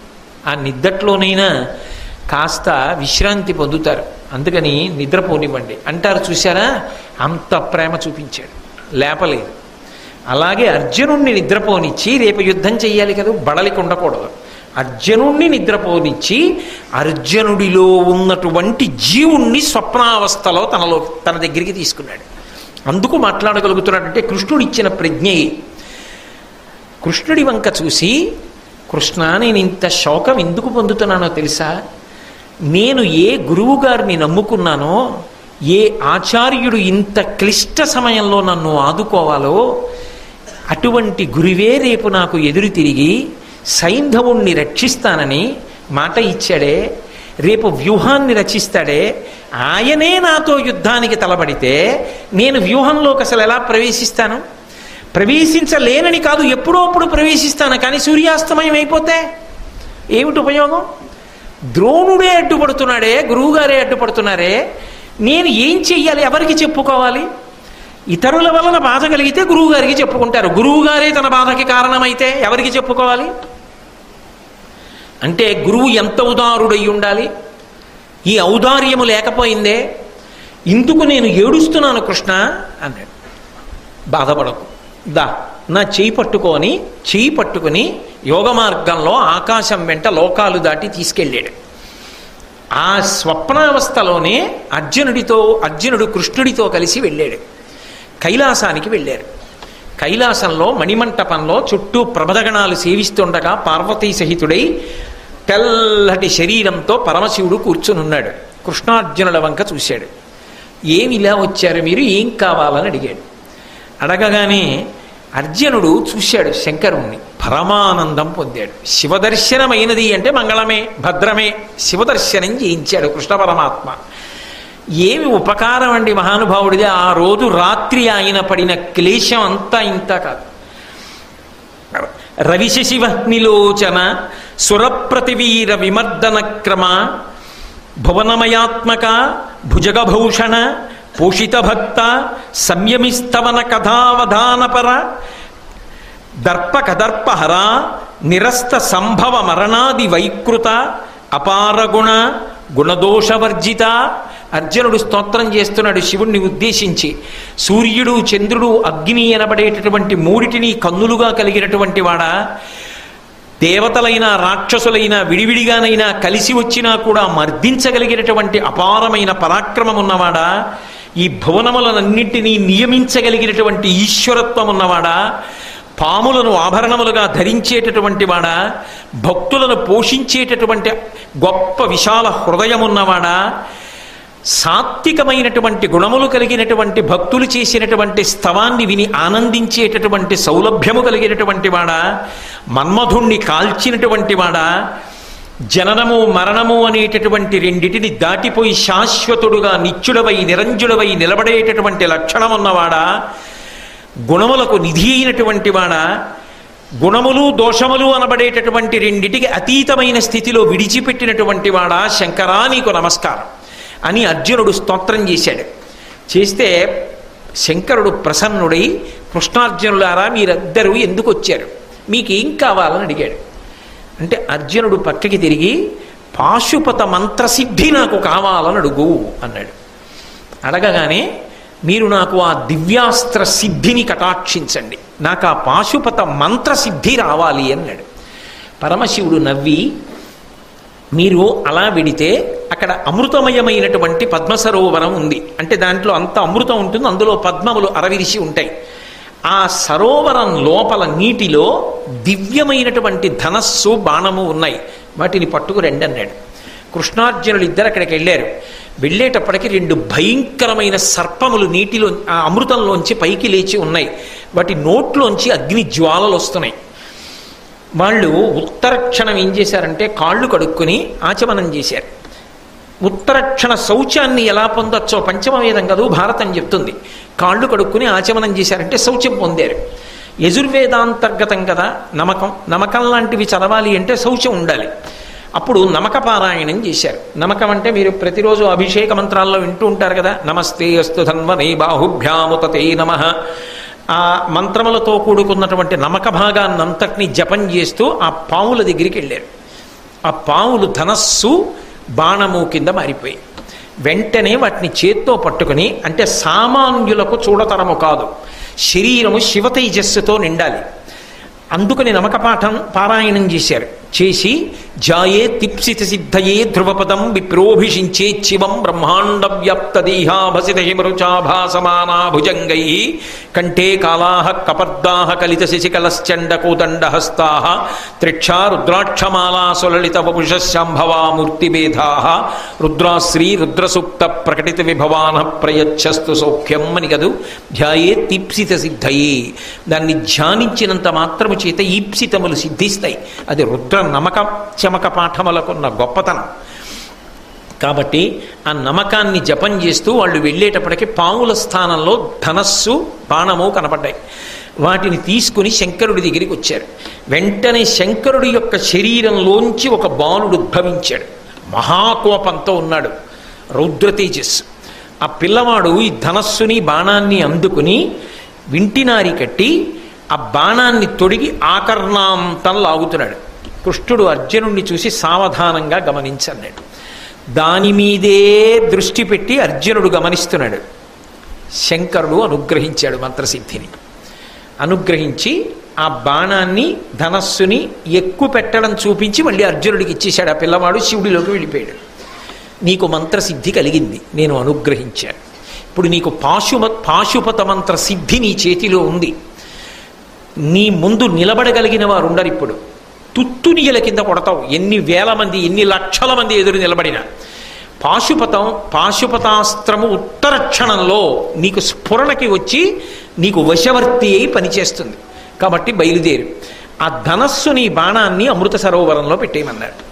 మళ్ళీ పట్టుకెళ్ళి అక్కడ పెట్టేసి పరమశివుడికి నమస్కరించి కృష్ణుడితో కలిసి అర్జునుడు తిరిగి తాను ఏ దర్భాసనం మీద పడుకున్నాడో ఆ దర్భాసనం దగ్గరికి వస్తున్నాడు. వచ్చేటప్పుడు చమత్కారం ఏమిటంటే కృష్ణుడి వంక తేరిపారి చూశాడు. చూసేటప్పటికి తాను శిబిరంలో ఆ త్రయంబక పూజ చేసినప్పుడు పరమశివుడికి బదులుగా కృష్ణుడికి కదా పూజ చేశాడు. కృష్ణుడి ఒంటి మీద తాను చల్లినటువంటి గంధం, ఆయనకి వేసిన పుష్పహారం, ఆయన పాదముల మీద వేసిన అక్షతలు కృష్ణుడి శరీరం మీద లేవు. శివుడి వంక చూశాడు, ఇవన్నీ శివుడిది మీద ఉన్నాయి. అంటే శివకేశవులు 2 కాదు, శివకేశవులు ఒక్కటే, హరిహరుల మధ్య భేదము లేదు, ఉన్నది ఒక్కటే పరమాత్మ. నిరూపణమైంది. సైంధవుడు దుర్మార్గుడు అయితే అయ్యాడు కానండి, కథ ఎన్ని మలుపులు తిరిగిపోయింది దీనివల్ల. ఇటువంటి నిరూపణం చేసి అర్జునుడిని వెనక్కి తీసుకొచ్చాడు. ఆయన అనుకున్నాడు నేను పడుకున్నాను కల వచ్చింది అనుకున్నాడంతే. కల కాదు, నిజంగా కృష్ణ పరమాత్మ అనుగ్రహించాడు. నిద్ర లేకపోతే బడలిపోతాడేమో అని నిద్రపోనిచ్చి తండ్రి తాను కష్టపడి బిడ్డల్ని కాపాడుకున్నట్టు హోంవర్క్ చేయలేకపోయాను, లెక్క రాలేదు అని బెంగ పెట్టుకుని ఏడ్చి ఏడ్చి ఏడ్చి ఏడ్చి కొడుకు పడుకున్నాడు అనుకోండి, రేపు మాస్టర్ నన్ను దెబ్బలాడతారు, 10 మందిలో నాకు అవమానం, ఆ లెక్క ఏమిటో రాలేదు అని బాగా గణిత శాస్త్రజ్ఞుడు తండ్రి. ఆయన ఎక్కడో కష్టపడి ఆఫీసులో పనిచేసి రాత్రి 1 గంటకు వచ్చాడు. పలహారం కూడా వద్దులే బాయ్, ఇవాళ తాగలేక కాస్త పళ్ళరసమి తాగి పడుకుంటాను, చాలా బడలికగా ఉంది, తల పగిలిపోతోంది అన్నాడు. ఏ వాడి కళ్ళలా ఉబ్బున్నాయే, ఏమైంది, కొట్టావా అన్నాడు. నేను కొట్టలేదు, ఒక లెక్క రాలేదు. పోనీ నువ్వు చేసి పెట్టపోయావా అన్నాడు. నేను చేసి పెట్టడానికి ప్రయత్నించాను, నాకు రాలేదు, మీరైతే చటుక్కుని చేస్తారని. ఇంత ఏడ్చాడా? ఎందుకు అన్నాడు. ఆ లెక్క రేపు చూపించకపోతే వాడికి తరగతి గదిలో అవమానంట. ఇంతకాలం ఇంత బాగా 100కి 100 తెచ్చుకున్నవాడివి నువ్వు ఈ లెక్క చేయలేకపోయావా అని అంటే అవమానం కదా అని ఏడుస్తూ పడుకున్నాడు. అంటే ఇంత తల పగిలిపోతున్న తండ్రి ఏదా లెక్క ఇలా పట్రా అని తాను చేసేసి ఒక కాగితం మీద అక్కడ పెట్టి రేపు వాడిని లేవగానే ఎక్కించేసుకోమను అని పడుకున్నట్టుగా నిద్రపోతున్నటువంటి అర్జునుడిని నిద్ర లేపకుండా కలలో తనతో కైలాసానికి తీసుకెళ్ళి శంకర దర్శనం చేయించి పాశుపతాస్త్ర సిద్ధిని, మంత్రసిద్ధిని అర్జునుడికి కలిగేటట్టుగా చేసి వెనక్కి తీసుకొచ్చాడు. అవతల దారుకుడితో రహస్యంగా రథాన్ని సిద్ధం చేయించాడు. మరునాడు తెల్లవారింది. ధర్మరాజు గారిని స్తోత్రములతో నిద్రలేపారు, స్నానం చేశాడు, యుద్ధానికి సిద్ధపడ్డాడు. కృష్ణార్జునుడు సిద్ధపడ్డారు. ధర్మరాజు గారికి నమస్కారం చేసి బయలుదేరుతాడు. అందుకని ధర్మరాజు గారికి నమస్కారం చేయడానికి వెళ్ళారు. వెళ్ళి మాట్లాడిన తర్వాత తప్పకుండా నీకు విజయం కలగాలని ధర్మరాజు గారు ఆశీర్వచనం చేశాడు. ఆశీర్వచనం చేసిన తర్వాత యుద్ధభూమికి బయలుదేరబోతూ ఆగి ధర్మరాజు గారు అన్నారు, అర్జునుడు అన్నాడు, అన్నయ్య ఒక ఆశ్చర్యకరమైన కల వచ్చిందన్నయ్య రాత్రి. అది కలలా లేదన్నయ్య, నేను యథార్థంగా చూసినట్టే ఉందన్నయ్య అన్నాడు. ఏమిట్రా కళ అన్నాడు ధర్మరాజు. ఈ కళ అంతా చెప్పాడు. చెప్పి కృష్ణుడితోటే వెళ్ళాను, అవన్నీ చూశానన్నట్టే అనుభూతుంది, కానీ నేను వెళ్ళలేదు, కళ. కృష్ణుడు అవును కళే అని నవ్వు నవ్వాడు. ఆయనకి తెలుసు పాపం ఎంత క్లేశపడుతున్నాడో ఆ సైంధవ వధ కోసం. పైకి శల్యుళ్ళో ఓ మాట, దిక్కుమాలిన ప్రతిజ్ఞలు నువ్వు ఎవడ చేయమన్నాడు అంటే తను ఆ శల్యుడైపోడు. ఎంత కడుపులో పెట్టుకు కాసుకుంటున్నాడో చూడండి. అది పెద్దరికం అంటే, అది రావాలి మనిషికి. కాబట్టి ఇప్పుడు యుద్ధానికి బయలుదేరారు. అటు ద్రోణాచార్యుల వారు తక్కువ తిన్నాడా? ఆయన అద్భుతమైనటువంటి శకట వ్యూహాన్ని పన్నాడు. శకట వ్యూహం మధ్యలో పద్మవ్యూహాన్ని పన్నాడు. ఆ పద్మవ్యూహం మధ్యలో సూచీ వ్యూహాన్ని పన్నాడు. ఈ సూచీ వ్యూహాన్ని సైనిక ముఖం వరకు పన్నాడు. ఇటు ఒకే రోజు శకట వ్యూహంలో, పద్మవ్యూహంలో సూచీ వ్యూహం. ఇప్పుడు దీని ముఖం దగ్గర తనని దాటితేనే లోపలికి వెళ్ళడం. తానే చతురంగ బలాలతో ఎదురు నిలబడ్డాడు. ఈ సైంధవుణ్ణి మధ్యలో నిలబెట్టలేదు, చిట్ట చివరికి నిలబెట్టాడు. చిట్ట చివరికి నిలబెట్టి ఆయన చుట్టూ కూడా వీరులందరినీ కాపుంచాడు. మీరెవరూ యుద్ధానికి రావక్కర్లేదు, మీరందరు ఇక్కడే ఉండాలి. ఎందుకనంటే చిట్ట చివరి వేళకి ఒకవేళ వచ్చినా సైంధవుడు దొరకకూడదు, మీరు తిరగబడి యుద్ధం చేసేయాలి, సమయం అయిపోతుంది. కాబట్టి చూడండి, ఇంకా 2 balls left 8 runs రిక్వైర్డ్ అంటే క్లోజ్ ఫీల్డింగ్ అంటారు చూసారా, అలా ఎవరి వ్యూహరచన వాళ్ళది. అందుకని మీరందరూ జాగ్రత్తగా ఉండి భూరిశ్రవుడు, కర్ణుడు, శల్యుడు, అశ్వత్థామ, వృషసేనుడు, కృపాచార్యుడు, ఇంతమంది సైంధవుడికి చుట్టూ నిలబడి ఉండాలి. అంటే ఒకవేళ సైంధవుడి దగ్గరికి వచ్చేసిన గురిపెట్టి బాణం వేయడానికి అవకాశం ఉండకూడదు, మీరందరూ కుప్పించేయాలి. మిమ్మల్ని అందరినీ పడగొడితే కదా అసలు మీ దాకా రావడానికి అవకాశం ఇవ్వను. ఎందుకో తెలుసా, ముందు నేను ఉంటాను, దుర్యోధనుడు ఉంటాడు, ఇతర వీరులు ఉంటారు. ఇది కాక మీ ముందు 14,000 ఏనుగులు నిలబడి ఉంటాయి. అవి కాక 60,000 రథములతో వీరులు నిలబడి ఉంటారు. వాళ్ళు కాక 1,00,000 గుర్రముల మీద యోధులు నిలబడతారు. ఇది కాక 10 లక్షల కాల్బలం చుట్టుముట్టి ఉంటుంది. 10 లక్షల మంది సైనికులు వలయాకారంగా నిలబడి ఉంటారు. దాని మధ్యలో భూరిశ్రవుడు, కర్ణుడు, శల్యుడు, అశ్వత్థామ, వృషసేనుడు, కృపాచార్యుడు ఉంటారు. వాళ్ళ మధ్యలో సైంధవుడు నిలబడి ఉంటాడు. వాడు ధనస్సు బాణం పట్టుకుంటాడు, అవసరమైతే ఒకటి వేయడానికి. ఏమో చిట్ట చివర ఎవరు చెప్పగలరు, ఆఖరి బంతి ఏమైనా చెయ్యొచ్చు. అందుకని వాడు ధనస్సు బాణం పట్టుకుంటాడు. ముందు నేనుంటాను, నన్ను దాటడు ఫల్గుణుడు. దుర్యోధన సంతోషంగా ఉండు అన్నాడు. యుద్ధం ప్రారంభమైంది. పాంచజన్యం పూరించారు, దేవదత్తం పూరించారు. అర్జునుడికే ఒకటే నమ్మకం, కృష్ణ నువ్వు ఉన్నావు కదా, అర్జున నీకేం బెంగ, ఎందుకు బెంగ, నువ్వు ఉండగా కృష్ణ, నేను బెంగ పెట్టుకోవడం ఏంటి, నువ్వు పెట్టుకోవాలి, పెట్టుకుంటే నాకెందుకు. భగవంతుడిని నమ్ముకున్నవాడు అలా ఉంటాడు, భగవంతుడు వీడి గురించి బెంగ పెట్టుకుంటాడు. అది విచిత్రం. యుద్ధానికి బయలుదేరారు. ద్రోణాచార్యుల వారు చాలాసేపు నిలబెట్టేశాడు. నిజానికి ఆ రోజు యథార్థంగా చెప్పాలంటే, ఇప్పుడు నేను ఆ యుద్ధాన్నంతటినీ వర్ణించడం అవసరం కాదు కదా, అది నేను ఏ ద్రోణాచార్యుల వారి గురించి చెప్తున్నప్పుడో చెప్పవలసి ఉంటుంది. అర్జునుడి ప్రౌఢిమ కన్నా కృష్ణుడి యొక్క సారథ్య ప్రతిభ వల్ల లోపలికెళ్ళగలిగారు. మొత్తానికి వ్యూహాన్ని భేదించి లోపలికెళ్ళారు. లోపలికి వెళ్ళినా ఆ రోజు జరిగినటువంటి యుద్ధం ఎంత దారుణమైన యుద్ధం అంటే, అర్జునుడి యొక్క రథానికి కట్టినటువంటి గుర్రములు సామాన్యమైనవి కావు, అగ్నిదత్తములు.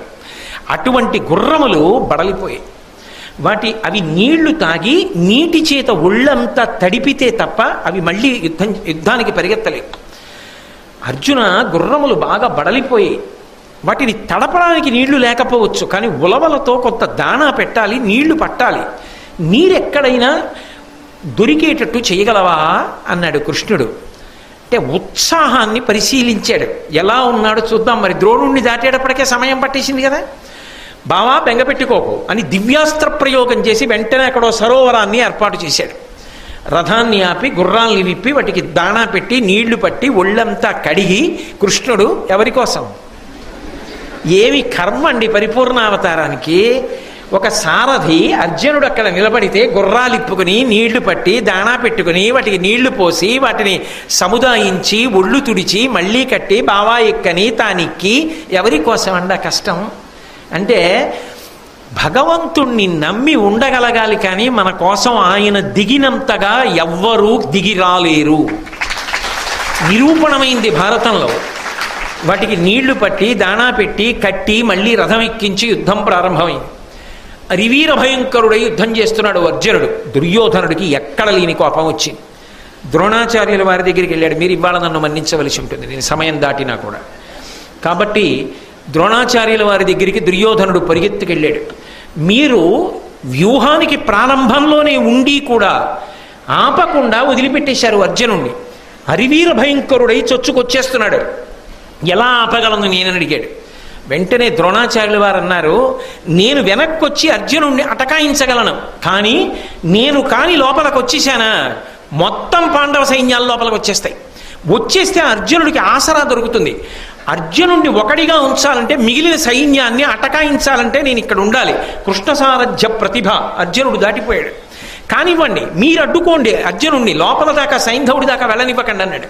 ఎలా అడ్డుకోను, ఆయన యొక్క ప్రతాపం ముందు నేను ఎక్కడ నిలబడగలను అన్నాడు. నువ్వేమి బెంగపెట్టుకోకు.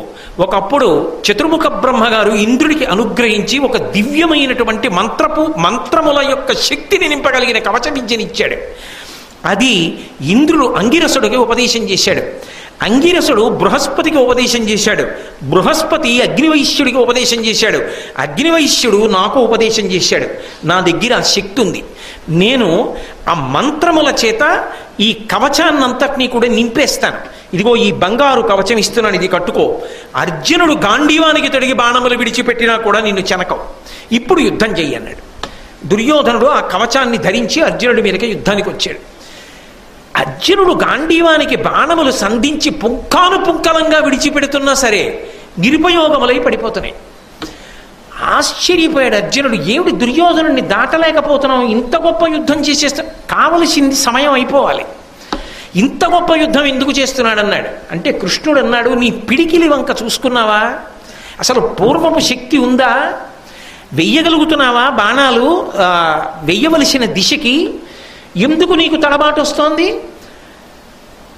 అమాయకమైన జంతువులా నేను, గురులు తప్పి నువ్వు తయారయ్యామా ఏమి, పరిశీలించుకో అన్నాడు. అంటే ఉత్సాహాన్ని రేకెత్తించాడు. అప్పుడు అర్జునుడు అన్నాడు, ఓ నా దోషం కాదు, ఆ కవచంలో ఉంది తేడా, బహుశः మా గురువు గారు ఇచ్చుంటారు. ఒక్క గురువు గారికి తప్ప ఇటువంటి శక్తులు అన్యులకు సాధ్యం కాదు. ఇది మంత్రపూరితం ఈ కవచం. ఈ కవచాన్ని 3 లోకాల్లో ఉన్న వాళ్ళు భేదించలేరు. ఈ కవచాన్ని భేదించగలిగినటువంటి బాణములు నా దగ్గర ఉపదేశం అయి ఉన్నాయి, అస్త్రం. దాన్ని ప్రయోగించి ఆ కవచాన్ని భేదిస్తానని ప్రయోగించాడు. ఇది గురుపుత్రుడు అశ్వత్థామ కనిపెట్టాడు. కనిపెట్టి ఆయన వేసిన అస్త్రాన్ని వమ్ము చేశాడు. దుర్యోధనుడు ఇంత గొప్ప కవచం గురువుగారు ఇచ్చారు, నిజానికి ఆపేయగలడు ఆ రోజున అర్జునుడిని. కానీ అర్జునుడి మీదకి యుద్ధానికి వెళ్ళడంలో అర్జునుడు ఏం చేశాడంటే ఒక తెలివైన మార్గాన్ని ఎంచుకున్నాడు. కవచం మీద కొట్టి ఉపయోగం లేదు. రథాన్ని గుర్రాల్ని ఒక్కసారే పడగొట్టి నేల మీద పడబోతున్నటువంటి దుర్యోధనుడి యొక్క అరిచేతులన్నీ బాణముల చేత కుప్పించేశాడు. ఆ అరిచేతులన్నీ నెత్తురుడిపోయాయి. ఏమి గురువుగారు ఏదో మంత్రం అన్నాడు, కవచం అన్నాడు, ఇచ్చాడు, ఏమిటి ఇలా కొట్టేశాడు, అరిచేతులన్నీ నిప్పెట్టేస్తున్నాయి, ఇలా బాణాలు కొట్టాడు, ఎందుకు పనికి వచ్చింది నాకు ఈ దిక్కుమాల కవచం అని ఆ కవచం నిప్పి అవతల బారేసి ఇంకో కవచం కట్టుకున్నాడు. అలా కట్టుకోగానే శక్తి పోయింది, నిగ్రహించాడు అర్జునుడు. ఆపి లోపలికి వెళ్ళాడు. భయంకరమైన యుద్ధం జరుగుతోంది. అసలు సైంధవుడి దాకా ప్రవేశించడం కష్టమైపోయింది. సూర్యాస్తమయం అయిపోతోంది. దిగిపోయాడు సూర్యభగవానుడు. ఇంకా ఎర్రటి కాంతులు వచ్చేస్తున్నాయి. అసలు ఆ స్థితిలో ఎలా ఉంటుందో మీరు ఆలోచించండి. అటువంటప్పుడు ఇక ఆఖరణ కొద్ది నిమిషములు మాత్రమే మిగిలి ఉంది. ఎట్టకేలకి ఇంత మందిని అసలు ఆగకుండా బాణములు రెండు చేతులతో ప్రయోగిస్తూ పడగొడుతూ కృష్ణ సారథ్య ప్రౌఢిమ చేత సైంధవుడు ఉన్నటువంటి వలయం దగ్గరికి వెళ్ళి సైంధవుడి మీద బాణప్రయోగం మొదలుపెట్టాడు. సైంధవుడు బాణాలు వేస్తున్నాడు. సైంధవుడు ఎక్కడ దొరికిపోతాడోనని మొత్తం ఈ ఎవరెవరిని ద్రోణాచార్యులు వారు కాపుంచాడో ఆ కర్ణుడు, అశ్వత్థామ, కృపాచార్యుడు, బాహ్లికుడు అందరూ ఒక కుమ్మడి బాణాలు వేసేశారు అర్జునుడి మీద. ఆయనకి అసలు సైంధవుడి వైపు గురిపెట్టడానికి ఇంకా అవకాశం దొరకల. కానీ వీళ్లతో యుద్ధం చేస్తే సూర్యాస్తమయం అయిపోతుంది. దిగిపోతున్నాడు భానుడు. ఏదో కొద్ది నిమిషముల వ్యవధి ఉందంతే. ఇంకా ఎలా దొరుకుతాడు సైంధవుడు? అసలు మళ్ళీ వెళ్ళిపోయాడు ఆ మధ్యలోకి. ఇక గురికి కూడా దొరకట్లేదు. ఇప్పుడు వెంటనే కృష్ణ పరమాత్మ చూశాడు. చూసి అన్నాడు, అర్జున, సైంధవుడు నీకు దొరకడు, అయిపోతోంది సూర్యాస్తమయం. సైంధవుడు దొరకాలంటే ఒకటే ఒక్క ఆలోచన ఉంది. ఏమిటో తెలుసా? ఇనమండలంబు మరవడను నిరించత దమము పండవోత్తమ అది గ్రుంకిన చందమైన సైంధవుడును కౌరవ యోధులు కడుం ప్రమదమునన్. నేను ఒక మాయాతిమిరాన్ని, నల్లటి మబ్బుని సృష్టిస్తాను. అది సూర్యుడికి అడ్డెడుతుంది. అది అడ్డు వెళ్ళగానే సూర్యాస్తమయం అయిపోయింది, చీకటి పడిపోయిందని పాండవ వీరులు, ఈ కౌరవ వీరులందరూ సంతోషంతో పెద్ద పెద్ద హర్షధ్వానాలు చేస్తూ అటువైపు చూస్తారు. అందరూ యుద్ధం మానేసి ప్రాణాలు దక్కాయిరా, బతికేశానని చెప్పి ఈ పిచ్చాడు సైంధవుడు ఏం చేస్తాడంటే రథం ఎక్కి అటు చూస్తాడు. అలా చూడగానే బాణం వేసి కొట్టాయి తలకాయ, మబ్బు తీసేస్తానన్నాడు. అనగానే అలాగా బావా అంటున్నాడు. ఇంక ఏం లేదు, కొన్ని క్షణములు మిగిలే అంతే. నల్లటి మబ్బు కమ్మించాడు కృష్ణ పరమాత్మ. సూర్యాస్తమయం అయిపోయింది, చీకటి పడిపోయింది, మేమే గెలిచేసాం, అర్జునుడు ప్రతిజ్ఞను నెరవేర్చుకోవాలని అటువంటి వాటికి సిద్ధంగా ఉంటారు ధర్మం కోసం వీళ్ళందరూ పెద్ద పెద్ద అల్లర్లు చేస్తూ సంతోషంతో కేరింతలు కొడుతుంటే సైంధవుడు విన్నాడు. అబ్బా, సూర్యాస్తమయం అయిపోయింది, బతికేశానని రథం ఎక్కి మెడ నిక్కించి అటు చూస్తున్నాడు. కృష్ణుడు అన్నాడు, అడిగో సైంధవుడు వేసే బాణం అన్నాడు. అనగానే అతడు కని గంధమాల్యార్చితమై తొన మెరయుచున్న సిత శర ముగ్రోద్ధతినీయ డేగ పులుగును గదిగును క్రియ అది హరించ గ్రక్కున శిరమున్. వెంటనే అర్జునుడు తన అక్షయ బాణతోణీరంలో గంధాన్ని రాసి పుష్పాల చేత అక్షతల చేత అర్చన చేయబడి గురి తప్పనటువంటి ఒక భయంకరమైన బాణాన్ని గాంధీవానికి సంధించి విడిచిపెడితే ఎక్కడి నుంచో వచ్చినటువంటి డేగ చిన్న పిట్టనెత్తుకుపోయినట్టుగా సైంధవుడి యొక్క తలని తరిగేసింది. తరిగేగానే మబ్బు తప్పుకుంది, మళ్ళీ సూర్యోదయం అయింది. ఇంకా ఉంది కాలం, సూర్యాస్తమయం అవ్వలేదు. సూర్యాస్తమయంలో తేడా ఏం చేయలేదు. ఓ నల్ల మబ్బు అడ్డొచ్చింది, అది వాళ్ళు గమనించలేదు. చీకటి పడిపోయింది, అస్తమయం అయిపోయింది అనుకున్నారు. ఇప్పుడు ఆ మబ్బు తప్పింది, కొద్ది క్షణాల వ్యవధి మిగిలింది. అయ్యో ఇంకా అవ్వలేదు సూర్యాస్తమయం, సైంధవుడేడు అన్నారు. ఇంకేం సైంధవుడు? కింద పడిపోయాడు, తలకాయ పైన ఉంది. వెంటనే కృష్ణుడు అన్నాడు, శౌరి పార్థ పార్థ సైంధవు తల ఇలబడిన నొప్ప అది అభంబునంద నిలువచేయు ఏను నీకిరింగించదా తెరంగు తెలియనడిన అతడు. పార్థ పార్థ ఏమి రచనండి నిజంగా. ఆర్తి కలిగినప్పుడు ఒక్కమని పార్థ అనరు. నాకు ఏదో ఆర్తి కలిగింది అనుకోండి, ఒరే షణ్ముఖ షణ్ముఖ అంటే మా అబ్బాయిని. అలా శౌరి పార్థ పార్థ అర్జున అర్జున ఆ తల కింద పడిపోకూడదు, దాన్ని అలాగే పైనే ఆకాశంలో ఆడు బాణాలతో అన్నాడు. అనేటప్పటికీ అదేమిటి కిందెందుకు పడకూడదు అని బాణంతో కొట్టి ముందుకు తీసుకెళ్ళా, బాణంతో కొట్టి వెనక్కి తీసుకురాను, బాణంతో పైకెత్తా, బాణంతో కింద పడయ్యా, ఆకాశంలో బంతులాడుతూ సూర్యాస్తమయం అవలేదుగా. క్రౌర్యంతో వీళ్ళు విజృంభించారు. వీళ్ళ బాణములకు మళ్ళీ ప్రతీకారం చేస్తూ అలాగే ఆడుతున్నాడు. ఆడుతూ ఆడుతూ ఆయన అన్నాడు, ఎందుకయా ఈ సైంధవుడి తల ఎందుకు కింద పడకూడదు కృష్ణ, ఎంతసేపు నేను ఇలా బంతులాడాలి చెప్పన్నాడు. ఆయన అన్నాడు, ఈ తల పొడమింపడని కాతని తొడ మీద వైచున్నది, ఆ పని విఖ్యాతంబగు పాశుపతము చేతనయగుగాక యొంట చెల్లునే మనకున్. నిన్ను కైలాసానికి తీసుకెళ్లి పాశుపత మంత్ర సిద్ధి కల్పించడానికి కారణం అర్జున ఇప్పుడు చెప్తున్నాను. ఈ సైంధవుడు వృద్ధక్షత్రుడు అనబడేటటువంటి ఒక మహావీరుని యొక్క కుమారుడు. ఆయన గొప్ప తపస్సు చేసి వీడిని కన్నాడు. వీడు చిన్నతనంలో తిరుగుతుండగా అశరీరవాణి పలికింది. ఈ పిల్లవాడు యుద్ధం చేస్తున్నప్పుడు, అంటే పెద్దవాడైన తర్వాత యుద్ధం చేస్తున్నప్పుడు యామరపాటులో ఉండగా తల త్రుంచబడుతుంది అని పలికింది అశరీరవాణి. యామరపాటులో ఉండగా అంటే యుద్ధం లేకుండా ఏదో ఇతర విషయం మీద దృష్టి పెట్టి ఉండగా, యామరపాటులో ఉండగా తల తగిలిపోతుందని కదా. అలా నా కొడుకు మరణిస్తాడా, అలా ఎవడైనా చంపితే వాడి తల 100 వ్రక్కలగుగాక అని వృద్ధక్షత్రుడు చెప్పించాడు. ఇప్పుడు ఆ తల కింద పడిపోతే, ఎవరి బాణము వలన తల కింద పడిపోతుందో వాడి తల 100 వక్కలైపోతుంది. ఇప్పుడు వీడి తల కింద పడితే నీ తల పగిలిపోతుంది 100 వక్కల కింద. నీకు తెలియదు ఈ విషయం. సైంధవుడి తల తరుగుతానన్నావు అంతే, తల తరిగి వదిలేసావా నీ తల కూడా పేలిపోతుంది. కాబట్టి అది కింద పడకూడదు, ఆకాశంలో బొత్తులాడమన్నా. ఇప్పుడు అది ఎక్కడ పడాలి అంటే ఎక్కడో శమంతక పంచకంలో కూర్చుని జపం చేసుకుంటున్నాడు వీళ్ళ తండ్రి. ఏ దుర్మార్గమైన శాపాన్ని లోకానికి ఇచ్చాడో ఇట్లాంటి కొడుకుని కని ఆయన ఒళ్ళోనే ఈ తల పడేటట్టుగా పాశుపతాస్త్రాన్ని ప్రయోగించు, అదొక్కటే ఆ తల పట్టుకెళ్ళి అక్కడ పడేటట్టు చేస్తుంది. జపం చేసుకుంటున్న వాడి ఒళ్ళో ఏదో దబ్బున పడేటప్పటికి ఇలా చూస్తాడు. నెత్తురోడుతూ ఉంది కదా, కొడుకు తల అనుకోడు, చెయ్యి అని ఇలా కింద పడేస్తాడు. ఎవరు తల కింద పడేశాడో వాడి తల వక్కలైపోతుంది. వృద్ధక్షత్రుడి యొక్క తల పగిలిపోతుంది. తండ్రి కొడుకు పోతారు.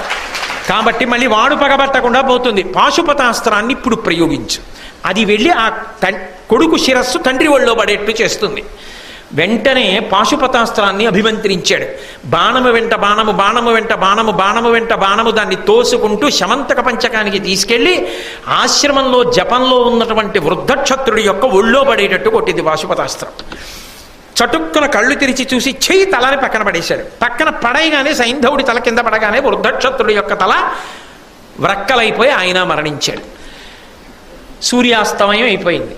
ఏడుస్తూ దుర్యోధనాదులు ఇతర వీరులు మనం సైంధవుణ్ణి దక్కించుకోలేకపోయాం, పాండవులు ప్రతిజ్ఞ నెరవేర్చుకున్నాడు, అర్జునుడు నెరవేర్చుకున్నాడని చెప్పి ఏడుస్తూ వాళ్ళింటికి వెళ్ళిపోయారు. సంతోషంగా కృష్ణుడితో కలిసి అర్జునుడు వెళ్ళిపోయాడు. అర్జున, ఎంత గొప్ప యుద్ధం చేశావయ్యా ఇవాళ, తిరిగి వెడుతున్నప్పుడు చూడు పీనుగుల పెంటలు, ఎంతమందిని పడగొట్టావయ్యా ఇవాళ నీ గాంధీవంతో అని అర్జునుణ్ణి పొగుడుతూ కృష్ణుడు తీసుకెళ్ళాడు. అది ఆయన గొప్పతనం. ఇద్దరూ వెళ్ళి ధర్మరాజు గారికి నమస్కారం చేశారు. చేస్తే ధర్మరాజుతో కృష్ణుడు అన్నాడు, చూశావా నీ తమ్ముడు ఎంత అరివీర భయంకరుడో, శపథం చేశాడని భయపడ్డావు, సాయంకాలం లోపల సూర్యాస్తమయం లోపల కొట్టేశాడా లేదా సైంధవుణ్ణి అన్నాడు. ధర్మరాజు గారు అన్నాడు, నా తమ్ముడు కొట్టాడో నువ్వు వెనక ఉంటే కొట్టాడో నాకు తెలియదు అనుకోకు కృష్ణ, నువ్వు మా పాలిట దైవం, నువ్వు లేని నాడు మాకు ఈ శుభ పరంపరలు ఎక్కడ దొరుకుతాయని కృష్ణుణ్ణి కీర్తించాడు. కృష్ణార్జునులు ఇద్దరూ ధర్మరాజు గారికి నమస్కారం చేశారు. ఇన్ని మలుపులు తిరిగినటువంటి ఈ సైంధవ వధలో కృష్ణ పరమాత్మ ఒక రాత్రి నిద్ర కూడా వదిలిపెట్టి అర్జునుణ్ణి కైలాసానికి తీసుకెళ్లి మంత్రసిద్ధిని ఇప్పించి శివకేశవ అభేదాన్ని నిరూపణం చేసి అంత గొప్పగా వ్యూహాన్ని భేదించి పాశుపత మంత్రాన్ని స్ఫురణకి తెచ్చి వృద్ధక్షత్రుడి శాపం వల్ల సైంధవుడి తల కింద పడితే ప్రమాదం జరుగుతుందని పాశుపతంతో మళ్ళీ ఆ తల వెళ్ళి తండ్రి ఒళ్ళో పడేటట్టు కొట్టించాడు. కాబట్టి మహానుభావుడు అర్జునుడు బ్రతకగలిగాడు. తనని నమ్ముకున్న వారిని ఎంత కాపాడతాడో, భక్తుల్ని కాపాడడానికి కృష్ణ పరమాత్మ ఎంత కష్టపడతాడో మనం తెలుసుకోవడానికి అద్భుతమైన సాధనం. ఇటువంటి కథ విన్న తర్వాత, ఇంత సంతోషాన్ని పొందిన తరువాత మనం ఆ కృష్ణ పరమాత్మని సేవించకుండా, ఆయన పట్ల భక్తితో నమస్కారం చెయ్యకుండా నిజంగా ఎలా ఉండగలం? అంత గొప్ప గాథ సైంధవ వధ. సైంధవుడు చిన్న మెరుపు అయిన భారతంలో మనుష్యులు నేర్చుకోవలసిన అనేక విషయాలని ప్రబోధించడమే కాకుండా అన్యాపదేశంగా ఆయన అర్జునుడి విషయంలో ఇంత కీలకమైన మలుపులు తిప్పాడు. అందుకే మహాభారతాంతర్గతమైనటువంటి ఈ సైంధవ వధ అంత గొప్పదైంది. మనందరం కూడా కృష్ణ పరమాత్మకి అనేక వేల నమస్కారములు చేస్తూ ఇంత గొప్ప కృష్ణ సౌలభ్యాన్ని మీరందరూ విన్నారు కనుక ఒక 2 రోజుల పాటు సంతోషంగా మీరందరూ ఉత్సవాలు చేసుకోవడానికి అవకాశం ఇస్తూ సెలవు ప్రకటిస్తున్నాను. ప్రవచనానికి సోమవారం మంగళవారం ప్రవచనం ఉండదు. బుధవారం నుంచి మరి ఉత్సవం చేసుకోవద్దు. సైంధవుడు పడిపోయిన తర్వాత కృష్ణుడు అంత విజయం సాధించిన తర్వాత కూడా రేపు నేను ప్రవచనం చేస్తానన్నాను అనుకోండి, మాకు ఉత్సవం చేసుకునే సమయం ఇవ్వవా అని మళ్ళీ మీరే నా మీద తిరగబడతారు. అందుకని మీరు సంతోషంగా గడపడానికి మీకు సమయాన్ని ఏర్పాటు చేస్తూ మళ్ళీ బుధవారం నాడు కలుసుకున్నప్పుడు ప్రతి మనిషి జీవితంలో తెలుసుకోవలసిన అద్భుతమైన విషయములను ఆవిష్కరించిన మహానుభావుడు. ఎవరి పేరు చెప్తే కృష్ణ పరమాత్మ పరవశించిపోతాడో అటువంటి విదురుడి గురించి చెప్పడాన్ని ప్రారంభం చేస్తాను. మంగళాశాసనపరైః మదాచార్య పురోగమైః సర్వైశ్చ పూర్వైరాచార్యైః